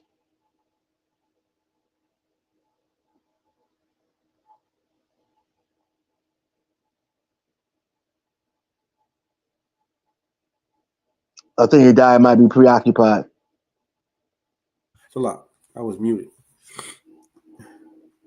Esther chapter 3, verse 13, or verse 12. Then were the king's scribes called on the 13th day of the first month, and there was written according to all that Haman had commanded unto the king's lieutenants and to the governors that were over every province, Mm-hmm. and to the rulers of every people of every province according to the writing thereof, and to every people after their language. Mm-hmm. In the name of the king Xerxes was it written, and sealed with the king's ring. Right. So how was the seal of the king's ring? How was that important? That's to the audience. How was that important?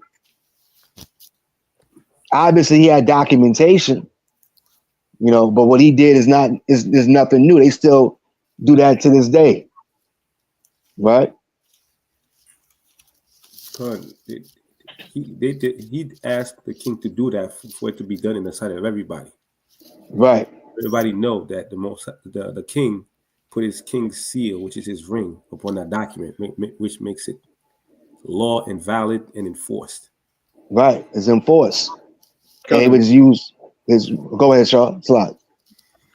And also, when it says they use the king's ring, it would be like his initial or his insignia of like, let's say maybe they coat of arms or whatever, and basically he'd use it to stamp the paper.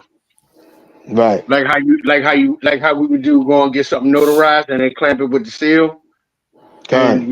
And that insignia will be his signature from his ring. Con. Con. You know what I'm saying? It could be made out of wax. You know what I'm saying? And Right. take his ring, put it in the wax, it's heated, put it on the paper.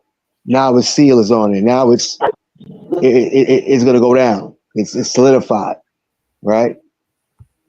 So, it was sent out, distributed throughout all the different provinces, and drop down to the 15th verse. Verse 15. The posts went out, being hastened by the king's commandment, and the decree was given in Shushan, the palace. And the king and Haman sat down to drink. But the city of Shushan was perplexed. Right. So everybody was in worry right now. All right. They were worried. Our people was worried.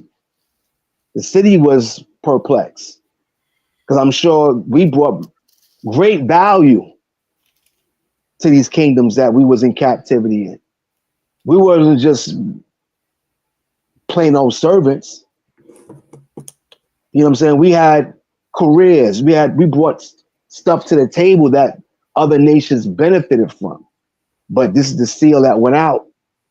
So now they're planning for our execution. So, fourth verse, actually fourth chapter. Does anybody want to say anything, bring anything out? Good. Okay, kind of one. All right, so we're gonna speed this up. Again, family, to listen to the audience and the viewing audience, we're just jumping around a little bit so we can get a synopsis, an understanding. When you have an opportunity, a chance, if you can read the whole entire book of Esther this week, it will definitely be a blessing to your life, to all of our lives in general. You know what I'm saying? Just to read the whole entire book of Esther. It's not long. There's only a few pages. You can knock that out in maybe a day if you have the time. So, chapter 4 and verse 3. And in every province, whatsoever the king's commandment and his decree came, there was great mourning among the Jews, and fasting and weeping and wailing, and many lay in sackcloth and ashes. Right. So even Mordecai, the verses above tell you that Mordecai, he did the same thing, but because of his job and the role that he had, he couldn't go in the king's court with in that kind of attire. All right. He couldn't dress like that. He couldn't, he had to, but obviously Israel was in that state of mourning. They gathered themselves together in a state of crying before the Lord in sackcloth and ashes, right? Drop down to the 7th verse. Verse 7. And Mordecai told him of all that had happened unto him, and of the sum of the money that Haman had promised to pay to the king's treasuries for the Jews to destroy them. Right. Read on. Also, he gave him the copy of the writing of the decree that was given at Shushan to destroy them, to show it unto Esther, and to declare it unto her, and to charge her that she should go in unto the king to make supplication unto him, and to make request before him for her people. Right. So all this information was brought out. Mordecai now is showing a copy to Esther because that was like his daughter, but that was actually his cousin, right? So Esther now is in a position where she could be of value after all this time, not revealing who she was, right? Okay, read on. Let me see. Verse 9. And Hatak came and told Esther the words of Mordecai. Now, one of the chamberlains, right, one of her personal chambers or assistants, told her the words of Mordecai. Read on. Again, Esther spake unto Hatak and gave him commandment unto Mordecai. All the king's servants and the people of the king's provinces do know that whosoever, whether man or woman, shall come on to the king in the inner court, who is not called, there is one law of his to be put him to death. Right. Except such to whom the king shall hold out the golden scepter, that he may live. But I have not been called to come in unto the king these 30 days. Right. So she ain't seen her husband, the king, in over 30 days, right? Over 30 days. And there's a rule. Their rule states that no one can come before the king unless he beckons them. If they do so unannounced and he don't grant out and put forth that scepter, man, you're a dead man or a woman, right? So read on. Verse 12, and they told to Mordecai Esther's words. Then Mordecai commanded to answer Esther, think not with thyself that thou shalt escape in the king's house more than all the Jews. Read that again. Esther chapter 4, verse 13. Then Mordecai commanded to answer Esther, think not with thyself that thou shalt escape in the king's house more than all the Jews. Right. He's pretty much giving a warning, something to think about. Don't think not that because you the queen that because you're gonna escape as well, you're gonna be able to escape the wrath to come. He's gonna explain. Read on. For if thou altogether holdest thy peace at this time, then shall their enlargement and deliverance arise to the Jews from another place. Right. So she had an option. She's a queen now. She could hold her tongue and not say nothing, obviously the Most High is going to, Mordecai had enough, he had a somewhat faith enough to realize that something drastic is going to happen, but the Lord still has the power to save and redeem. But Esther, by her holding her tongue and not saying anything, being in the position that she's in, she's doing a wicked service by not doing anything or not saying anything about it, right? And it's a teaching moment for us because sometimes we may not want to stir the pot, especially with in our homes or with our brothers or even with our sisters. But if we have occasion to do what's right and to say what's right, and we don't do it, guess what happens? The Lord deals with us, right? So here's a situation where Esther, she could have kept her mouth shut and not say anything. But Mordecai is trying to explain to her, look, you're in a position to do right. Even though deliverance can come from somewhere else, he's going to explain. Read the verse after that. I mean, keep on reading.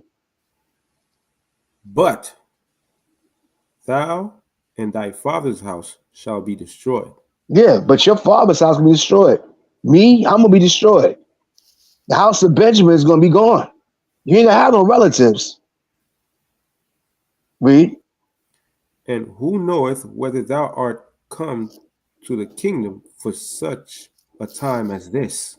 So all these years, who knows that thou hast came into the kingdom for such a time as this? Time has elapsed from the time that crown was put on her head, the beauty pageant, so forth and so on. So now Mordecai is saying, you probably was put in this position for this role a long time ago just for this situation. Right?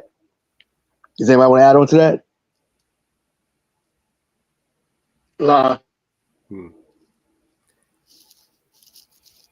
Okay, kind of. That's self-explanatory. All right. Yeah, Kind. pretty much. So, we got to look at situations like that as well, too, man. Sometimes we be in situations in life like, damn, well, how did I end up over here?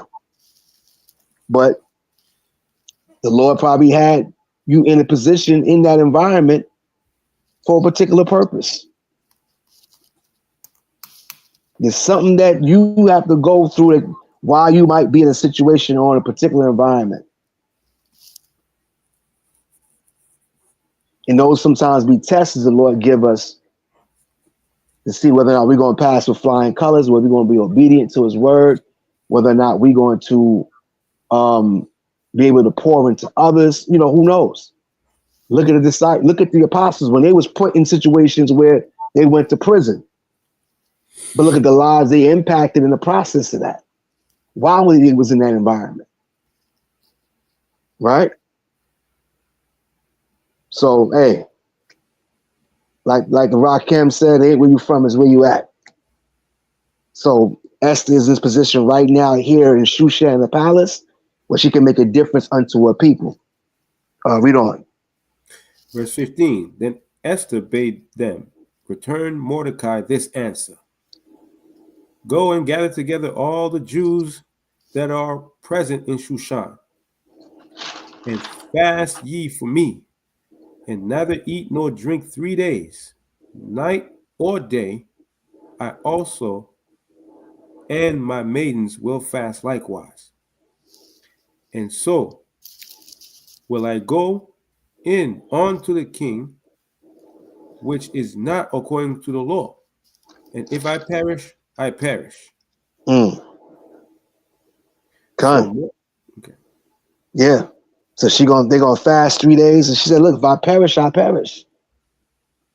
So she was afraid, but her willpower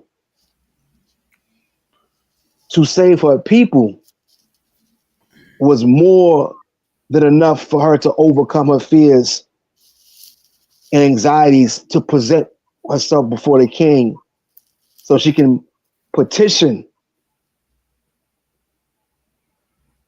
not only for her family, tribe of Benjamin, but for the whole entire nation at this time. She wasn't self-centered. She wasn't being selfish. She was selfless. She was willing to put her life on the line to beseech the king and request. Right? Same way the high priest had to go into the Holy of Holies once a year and ask for forgiveness for the nation of Israel. Right? Because our life was on the line when we went and made that golden calf. After the Lord did all those great things for us. So that situation, that's what's going on right now. So with that, we're on the 5th chapter. I know another brother's going to take over from here. Who's that going to be? I'm not sure, but I got the seventh chapter. All right. Hey, Chief Uzaban, you got the 5th chapter? Of Esther. come.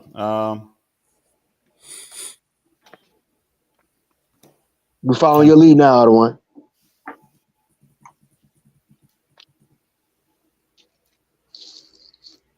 Oh, it's on me. Con on one con. Oh, okay, Kun. So we at the 5th chapter. Man, you done covered everything actually. You basically. Yeah, I mean, and then she saved us. The end. You're right. Con. So I think what we in looking at it was important what you went through, Kazat, what we was talking about, what we had to look at the why this was happening and the history about although the scriptures never actually made the connection between who's who, we do know that going down the line, Haman came out of Amalek, and we know why the Most High said that he was going to have war with Amalek, and we know why we was, our people was messing up at that point, anyway, because when we came out of, Egypt or whatever, and we were in Rephidim, that's where the people were beefing with Moses because they didn't have no water. So they was already, that was like a place of rest anyway. And so they was beefing with him. And what's amazing is that even though Amalek, came up on us from the back, and brothers and sisters was already resting, and they killed a whole lot of people. When you go through the scriptures, when Moses held up his staff, with Joshua and her, the son of her, they still got trounced out. You know what I mean? And when his hand went down, then they prevailed. And when, his hand went back up, then our people prevailed. And that's why they had to hold his hand up or whatever. But the point is, this is a deep-seated hatred that this dude had, which probably would not have happened had Saul done what he was supposed to do. And so he might have thought he was doing the right thing, trying to honor the Most High, where he was the most important person in that, that province or that land that you can capture and put on a display. Not only for the Most High, but to also show your power and your prowess to your own people. But that's not what the Most High said to do. So that's why Purim is even more. Purim is even more of,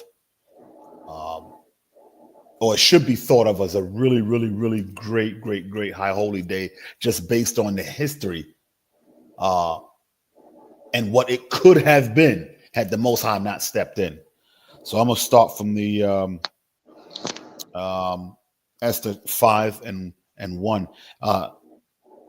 Yediah, want to read that for me?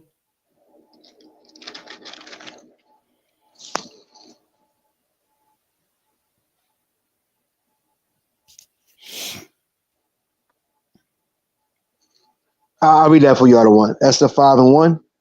Yeah, cut out of one. Con. Now it came to pass on the third day that Esther put on her royal apparel and stood in the inner court of the king's house, over against the king's house. And the Okay. king sat upon his royal throne in the royal house, over against the gate of the house.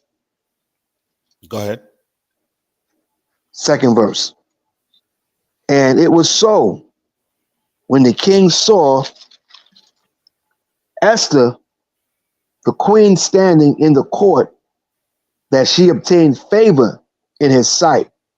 And the king held out to Esther the golden scepter that was in his hand. So Esther drew near and touched the top of the scepter. Okay, so it's we see that Esther had great. It's funny too that um we should mention where, you know, even the history of where or who Xerxes was, and understanding the wars that were happening, and him being the son of Darius the Great and all those kind of things. So he was pretty about his business. He was about his business, and the fact that she found favor in his eyes, not to say that she wasn't a beautiful woman, but the favor of the Most High was on her because she had a job to do in order to save our people from Haman, who was holding a deep-seated resentment against us because of what had happened to his people, that the scriptures didn't really go into. They didn't really make the connection, a serious connection with that. So the fact that she found favor in the king's eye shows you that the Most High was already having the plan set up where he was going to use her to save our people. So he was already smitten by her. So she could do no wrong at this point. And she was very, very, not only was she smart, but she was very brave and obedient to Mordecai and following his orders and what to do, because the Most High had moved Mordecai to do such and such and such, because he had already placed him in high position there. So that's how the scriptures talk about even us now today, where it talks about being in the neck of our enemy. You know, we got a lot of people that's in high places in the government, and all needs to happen is their hearts need to turn back to the Most High, and these things will go on the way the Most High chose it to do. So this is already just explaining how much this dude was already smitten with her, and how much obedient she was in order to make this plan work. It was already laid out for her. Keep reading. Third verse. Then said the king unto her, what wilt thou, Queen Esther? Read that again. Then said the king unto her, what wilt thou, Queen Esther? And what is thy request? It shall be even given thee to the half of the kingdom. That must have been a good woman. That's a good woman. Half of your kingdom. I mean, but she was already setting Haman up, because he had already made his move. He was already in the king's ear. So she was like, you know what? I got a greater weapon than Haman got. Haman got hate, but I got feminine wiles. I got beauty. I got this royal apparel. I smell good. This, that, and the third. So she was already setting Haman up. It's almost like the enemy of my friend. So Haman didn't understand that. He was so blinded by hate that he couldn't even see that he himself was being set up. And all she had to do was play her position. Isn't, Salak, not to cut off your wisdom, but isn't that according to scripture, sweet words turn away wrath in the flesh, basically? Yeah, and on top, yeah, it does. It does, in a sense, because she was, in her mind, she knew what Haman was about to do. Haman didn't know who she was.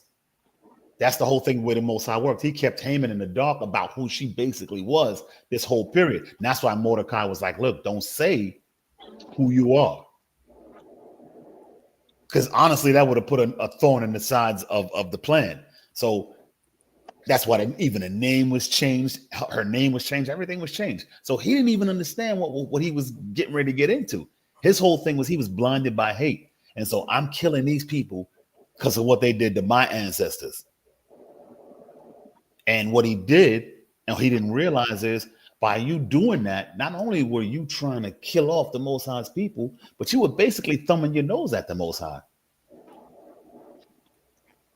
Our God is the best. We're not worried about what your God is going to do. This is going to happen. So he already lost before he even thought about it. Read on, because it's pretty self-explanatory. Read on. This is verse 4. Verse 4.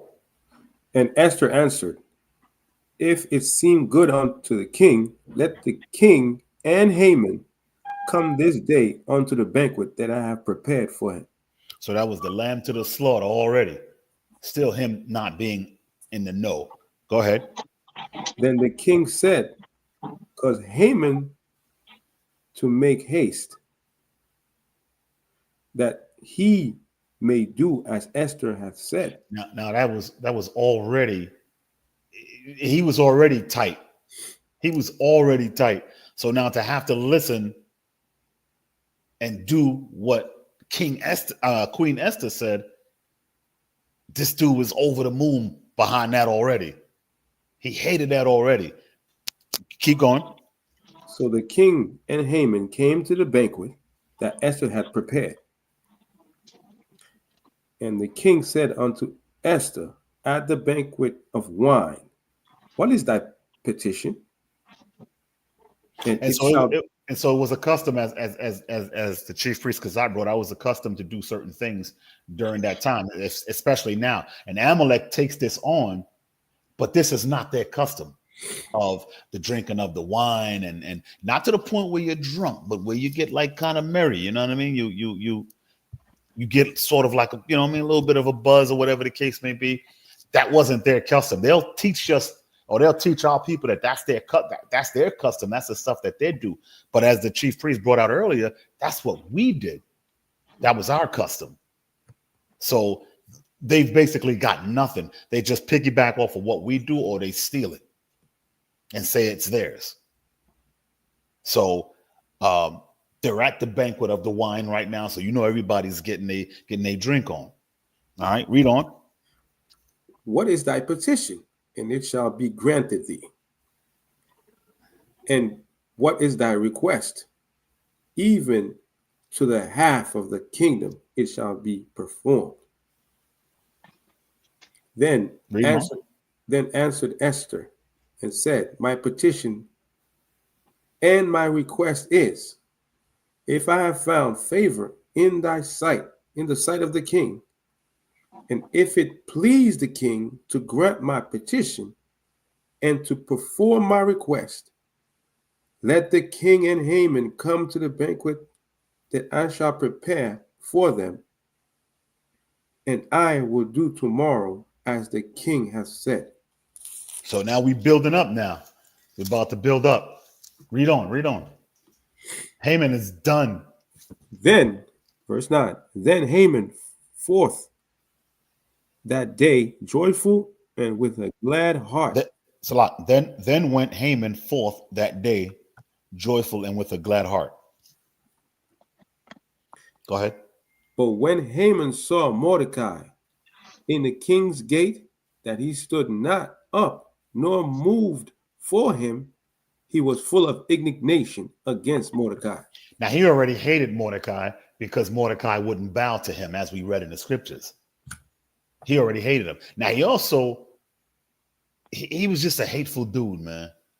He was just a hateful dude. So he understood who Mordecai was. He understood who the Jews were, who those people were. And he understood who his people were and what happened to them. We can't forget about the fact that he knew what had happened to his people, his descendants. We can't never forget that. I know we talk about why he hated Mordecai and all of these things, but why would you go through such lengths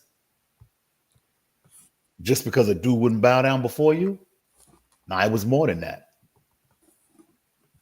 Right. He could So we could never, he could have turned around and just tuck him in the corner and strangle him. yeah, we could never forget why he was doing this. This was get back for him. But the Most High had other plans. Go ahead, read on. Verse 10. Nevertheless, Haman remained himself. Refrained himself. So he Oh, quieted refrained. down. He kept his composure. He probably did want to strangle Mordecai, but he kept his composure. Because remember, the one thing you can't do is go to a banquet and embarrass yourself or make the king look bad, being that you one of them high boys in his court. Because at that time, and with that type of king, that could have been a death sentence. So Mordecai had to refrain himself.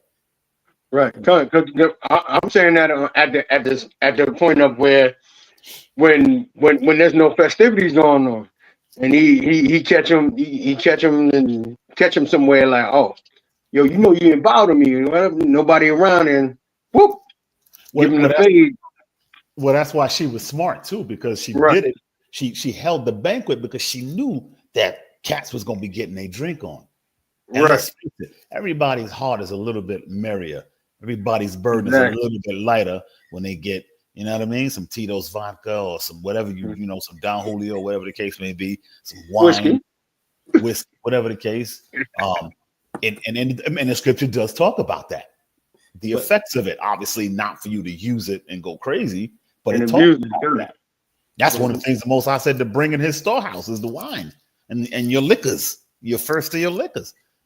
So you know what I mean? So don't let nobody fool you, man.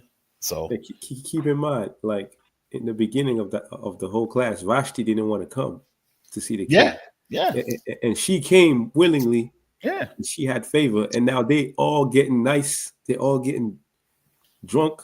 Yeah, they getting it in right now. Haman about to get it. Read on. Nevertheless, Haman refrained himself, and when he came home, he sent and called for his friends and Zeresh, his wife.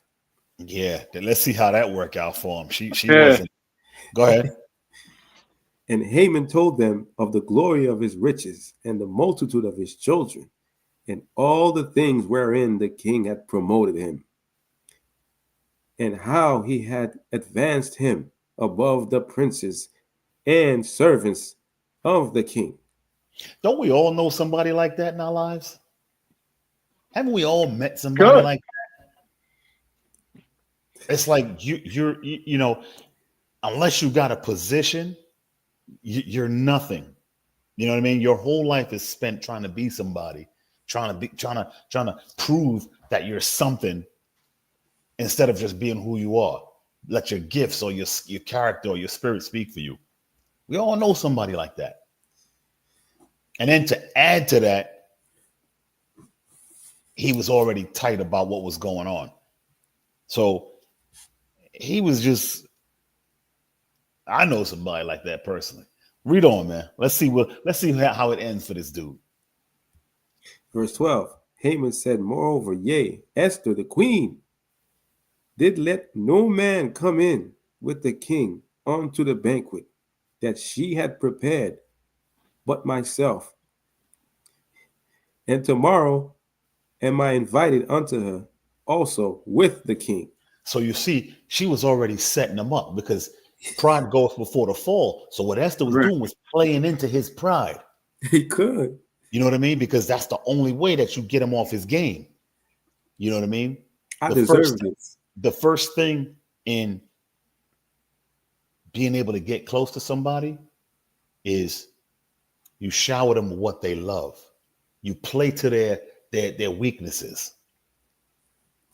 And that's exactly what she did. She knew what his weakness was. This dude wanted to be somebody. He had pride, false pride.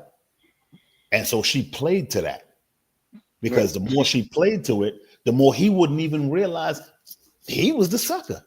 He was about to be the lamb led to the slaughter.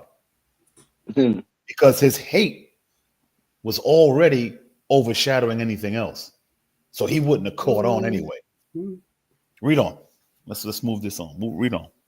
Verse 13. Yet all this availeth me nothing, so long as I see Mordecai the Jew sitting at the king's gate. Now look at that. Look at that. He I talking about a mean, God that's not even in the room with him. and this dude is tight. He's vexed. He could have threw up on him if he was there. This dude is just tight and vexed. But but you know what? That goes to show you that sometimes there can be no end to deep-seated hatred. But it also shows you that that hatred blinds you and it also destroys you. It's his own hatred that destroyed him. Right. When you go through the rest of the story. They didn't have to do much. It was his own hatred that destroyed him. Read on. Verse 14. Then said Zeresh his wife and all his friends unto him, that a gallows be made of 50 cubits high. And tomorrow speak thou unto the king, that Mordecai may be hanged thereon. Then go thou in merrily with the king on to the banquet. And the king and the thing pleased Haman, and he caused the gallows to be made. Now, I'm just gonna put this out here, and you know what I mean. Don't come for me, but what's up with my man wife, man? At what point did she think that was a good idea? Yo, I mean, this has to go down in history. It's probably the worst advice ever.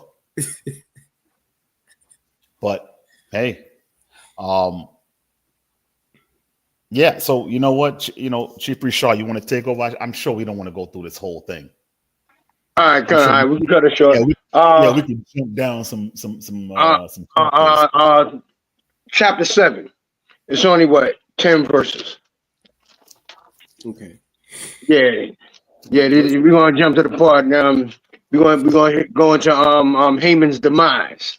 Yeah, let's get to that. What is own gallows, and then after that we're gonna go to the book of Esther, the 16th chapter, and read from 19 to 24, and I'm done there. Okay. So book of Esther chapter 7, verse 1. Okay. And it's nothing really for me to say on this, and because basically this here is just self-explanatory. Right here, the story is just being told. Okay. So the king and Haman came to the banquet with Esther the queen. And the king said again unto Esther on the second day at the banquet of wine, what is thy petition, Queen Esther? And it shall be granted thee. And what is thy request? And it shall be performed, even to the half of the kingdom. Then Esther, the queen, answered and said, if I have found favor in thy sight, O king, and if it please the king, let my life be given me at my petition, and my people at my request. For we are sold, I and my people, to be destroyed, to be slain, and to perish. But if we had been sold for bondmen and bondwomen, I had held my tongue, although the enemy could not countervail the king's damage. Then the king Xerxes answered and said unto Esther the queen, who is he? Who is he? And where is he that durst? Right. So it's like, so now he mad. He's like, what?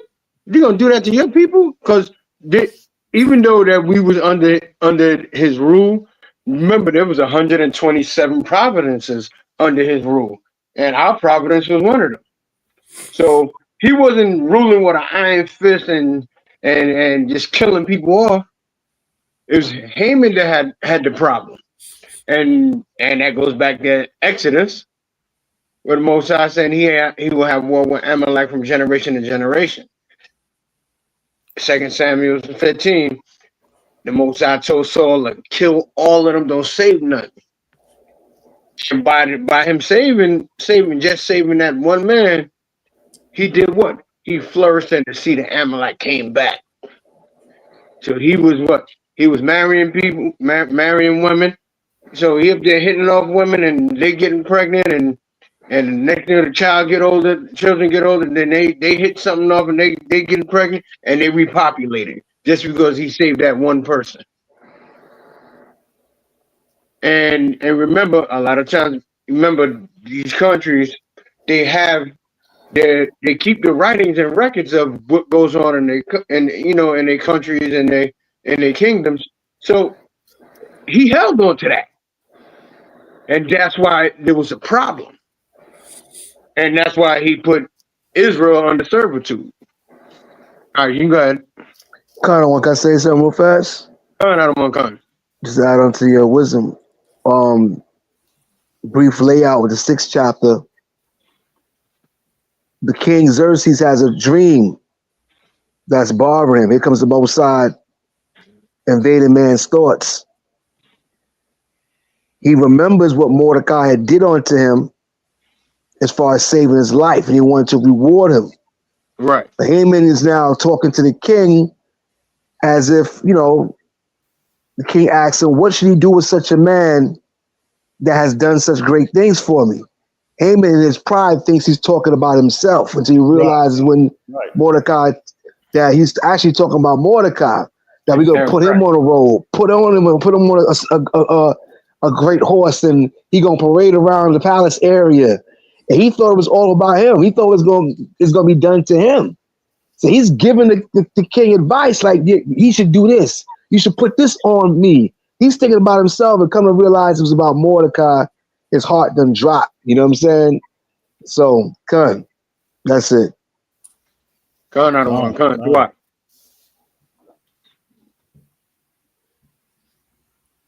Continue. Esther. Get you there. Esther chapter 7, verse 5. Then the king Xerxes answered and said unto Esther the queen, who is he, and where is he that durst presume in his heart to do so? And Esther said, the adversary and enemy is this wicked Haman. Then Haman was afraid before the king and the queen. Verse 7. And the king, arising from the banquet of wine in his wrath, went into the palace garden, and Haman stood up to make request for his life to Esther the queen. For he saw. So now he started begging for his life because he knew it was coming. Haman started begging for his life to Esther. And request for his life to Esther the queen, for he saw that there was evil determined against him by the king. Then the king returned out of the palace garden into the palace of the banquet of wine, and Haman was fallen upon the bed whereon Esther was. Then said right, so he threw himself. Basically, he was throwing himself at her mercy. Well, look how the Most High gonna turn it. Then said the king, will he force the queen also before me in the house? Yo, you're like, wait, now you're trying to rape my wife? One, you made my wife mad. Put her people in captivity, threatening her life. Now you gonna try to rape my wife? Yo, what you doing? Yo, the Most High is like destroying his pride. As the word went out of the king's mouth, they covered Haman's face. And Habonah, one of the chamberlains, said before the king, behold, also the gallows 50 cubits high, which Haman had made for Mordecai, who had spoken good for the king, standeth in the house of Haman. Then the king said, hang him thereon.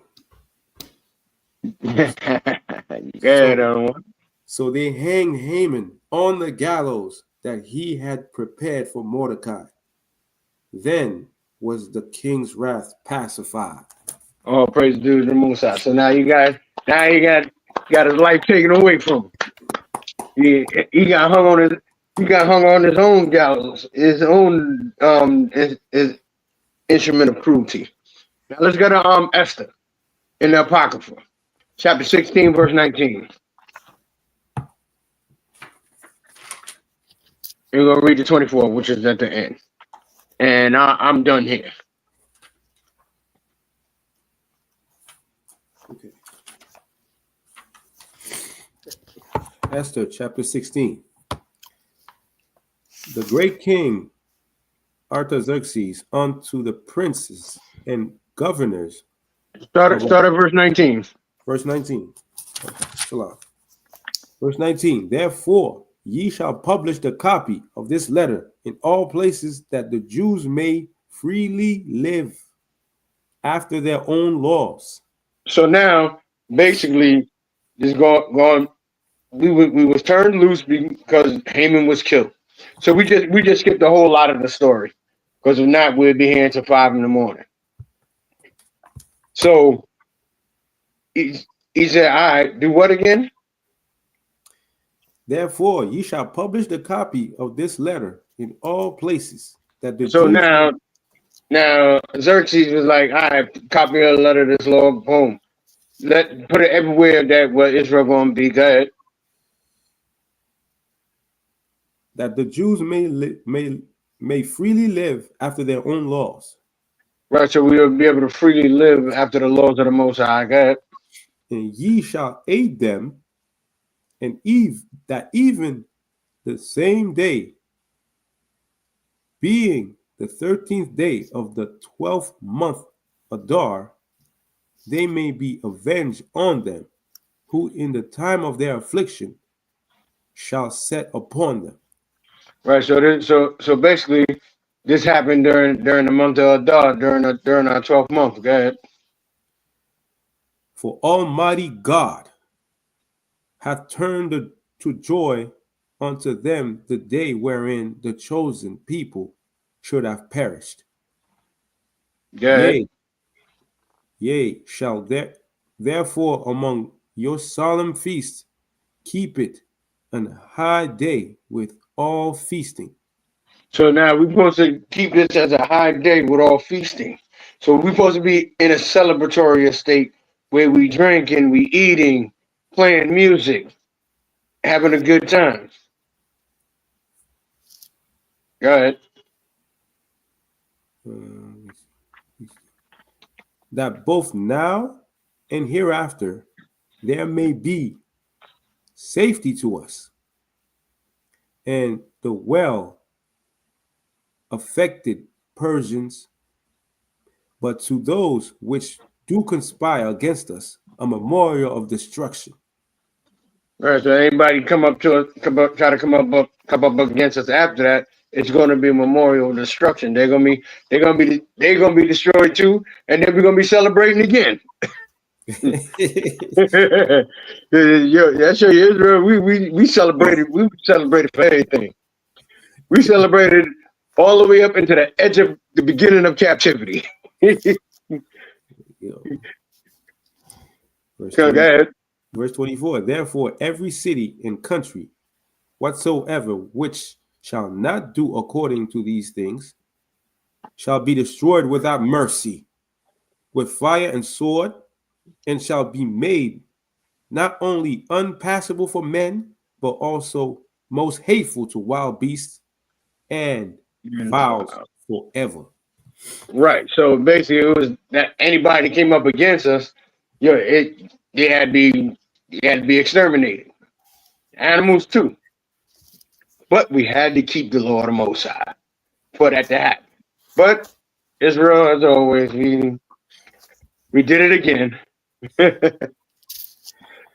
That I say Shalom. I'm done. Chief Priest Bun, you got anything to add? No, that's. I mean, if everything else was pretty much straightforward, man. It's just we got to remember when we look back at Purim, man. We just got to remember, there's always a deeper meaning. With that, the first thing is the Most High's got us. The second thing is, we've got to remember that our identity is outside of keeping the commandments. Our identity is one of the most important things to us, and standing up for what we believe and for who we are.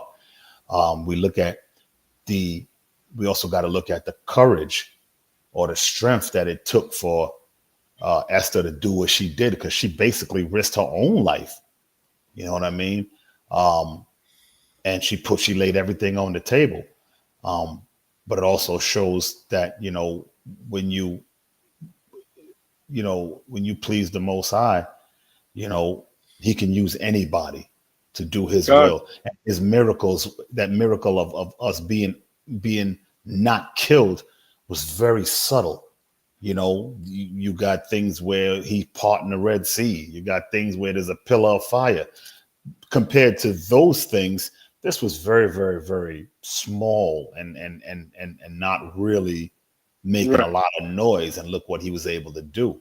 He brought about his will by using Esther, by making sure that at the end of the day, who we were as Hebrew Israelites, or Jews rather, was a thing of pride, man. It was a thing of pride. And I'm not God, talking about that false pride that Haman had. Although he had pride in who his people were, but it was misplaced pride, because the Most High didn't give a damn about that. That's why he said to right. kill all y'all. Oh, yeah. So he wasn't really rolling with you on that. So Purim is a deeper thing, although the story is a beautiful, beautiful reminder of, again, like I said, how the Most High got us, man, and how he moves in certain ways to bring about whatever he wants to bring about if we obey him. Right. He said he was our people, he was going to be our God, and we was going to be his people, and he ain't never shirk on that. You know what I mean? So we should be having a good time. We should be, dancing and being festive and drinking and eating and giving gifts and relaying with family and all those things, because we could have been wiped out. Our people could have been wiped out.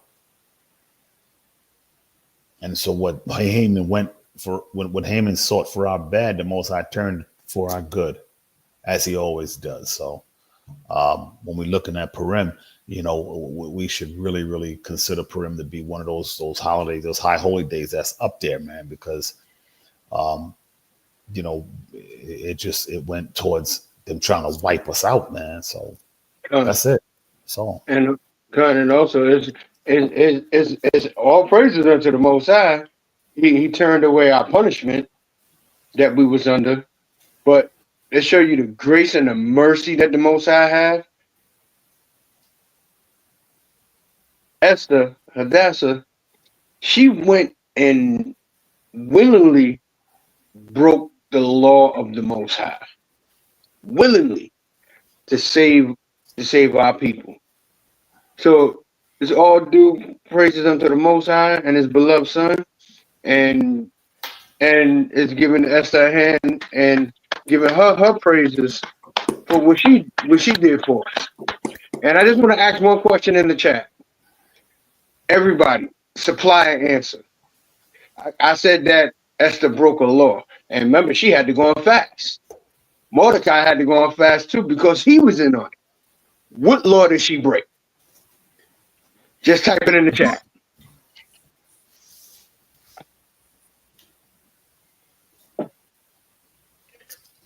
Just type it in the chat. What law did she break? We don't need 1,000 scriptures. Just say what it is. And one of your answers should be the first one.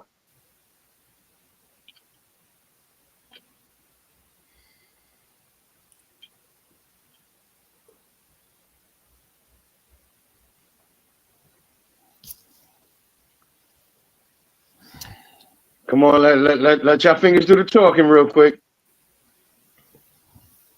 There's what, 20, there's 23 people in here. Is it 23 or is it still 22?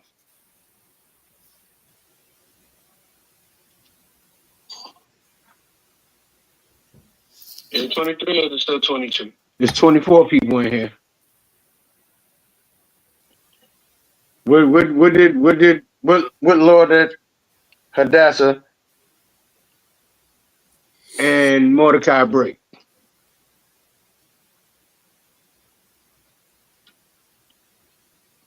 Your mind wasn't ready for a pop quiz. That wasn't the answer. It's not the answer.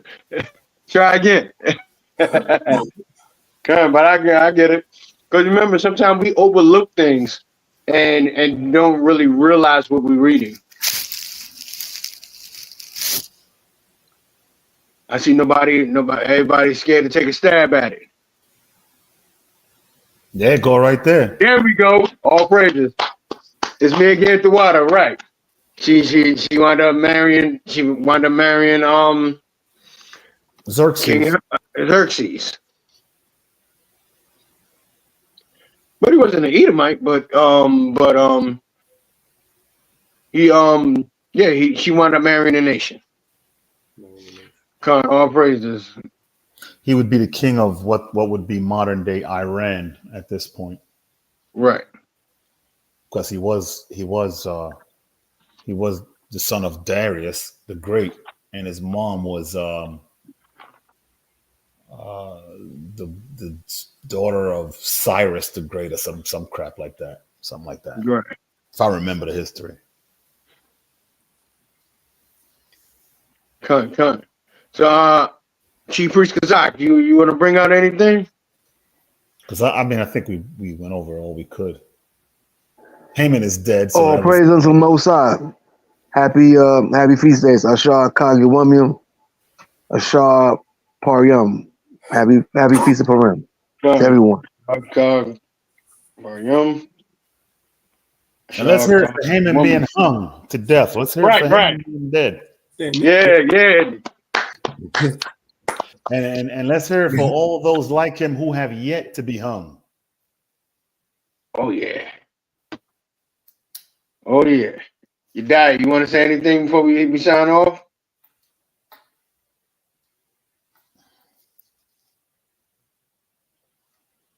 Guess not. So with that, may the Most High. Your dies about there you go. You died. Yeah, nah, good. We're good. You over there making some gallows over there? Building a gallows. Okay. Still under the weather. Yeah. So the Most High, may the Most High bless each and every one of you on this beautiful day of Purim. May the Most High keep y'all strong, keep your spirits up, and dive further and further into the scriptures. And may the Most High bless and keep each and every one of you. So that we say Shalom, Happy Purim, and then just enjoy the rest of your days. Is the correct princess, one to one. It's me again. Hana Yasha Allah, Alberto. Who else we got in here? The brother Edward Shivers. What you call it? What's his name? Malaki Allah, if you're still here. Yourself Ben Israel. May the Most High bless and keep y'all. And Brother Edwin, yeah, your name is Tawab. I was trying to remember. Salah. So Mother Bethia, may the Most High bless all y'all. Shalom. Shalom. Shalom.